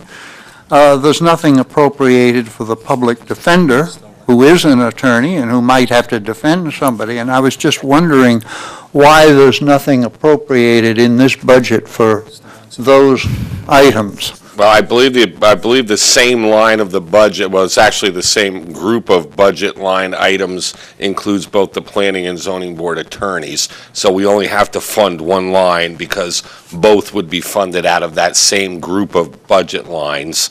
And in a temporary budget, all of the money basically goes to one line. So the planning lines of the budget include both the zoning and planning board attorneys. We only need to fund one line of the budget in a temporary budget to pay both. Likewise, the public defender is paid out of a trust. That trust rolls over into the next year. There's not a temporary budget that needs to be done for that because there's funding in that trust to pay him. What we do is when we fund the money in the calendar year budget for the public defender, that money is then moved from, once the budget is adopted, that money is moved from the OE budget to the trust to continue that funding for the public defender. So that's the reason for those two. Okay, well, the first one, since there is a line, boards and commissions, if you were going to cover the several boards and commissions, I would have expected the amounts to be entered on that line rather than specifically on the planning board line. But that's not how we do a temporary budget. The temporary budget is just that.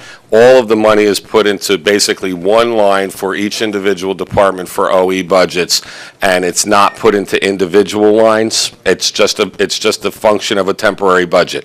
But you did put it into an individual line instead of into an overall line, and I just think that, I mean, this is a very small thing, but it seems to me it tends to make the budget slightly misleading. Again, I don't want to confuse the issue. This is the temporary budget. Once the budget is introduced and adopted, the regular budget, the money is then moved from line to line. I'll use my budget as an example. When temporary money is put into my budget to fund my expenses for the temporary period, the 3-month period, it's put into postage. It doesn't fund postage. It funds all of my lines, but that's just the practice that's used to fund a temporary budget. So it funds many things from one line because we don't know what each individual line will be budgeted, and it takes an inordinate amount of time to go in and fund temporarily each line in an OE budget for the township. It's just a function of the finance department. And one other thing, which is just a matter of preparation, the very last line of the budget, which is after the open space temporary budget, it repeats from further up the page, total water utility appropriation. I mean, the numbers are okay, it's just it's repeated from above instead of saying total open space appropriation.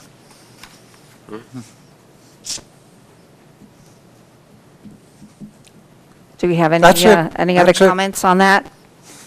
Any other questions, any other issues? We have a motion and it's been seconded, yes? Yeah. No? No. Councilman Chase, that's a typo. Yeah. I'm sure it's a typo, but if I notice it, I want to correct it. That should be, it should be total open space appropriation. So Do we with- need a second? Or- I'm We'll sorry, have that, Madam Mayor. No, it'll be corrected. With that correction made, Yes. do we now have a motion Second for the consent. and a second on Wanna to get outta approve here? the consent agenda, with the exception of item X? Yeah. I think we do. So moved. Second. Okay, Madam Clerk, will you please poll the council? Councilman Chase? Yes. Councilman Kramer? Yeah. Councilman Prasad? Yes. Councilman Regan? Yes. Deputy Mayor Sherman? Yes. Councilman Vasanella? Yes. Councilman Wright? Motion is passed. Okay, item 19, resolutions voted on separately, and there are none. Item 20, old business. Nothing listed. Not a time we're going to make appointments. So we're now at item 21, which is executive session. Resolution 13-577, authorize executive session and anticipated litigation, water meter under billing, and PS&G not billed. Resolution 13-577, authorize executive session, anticipated litigation. Just said that. Motion for executive session. All right. So, second. Moved and seconded. Madam Clerk, please poll the council. Councilman Chase? Yes. Councilman Kramer? Yeah. Mayor Levine? Yes. Councilman Prasad? Yes. Councilman Regan? Yes. Deputy Mayor Sherman? Yes. Councilman Vasanella? Yes. Councilman Wright? You want Move, I'm sorry. to let them know? Well, I'm going to let the mayor do that since he has that down pat. Okay. So we're going to go into executive session. There's only certain times we can go into executive session. And thank you, Deputy Mayor Sherman, for running the meeting. It's issues of contract negotiation, personnel matters, and items such as that. So we're going to go into executive session, which is a private meeting. When the subject of that meeting no longer needs to be made private, we'll make those minutes public. So when we come out of executive session, there will only be 2 items of business. Number 1, we'll vote to come out of executive session. Number 2, we will vote to adjourn. So we're going to end our taping at this point, and from all of us, happy holidays, happy New Year.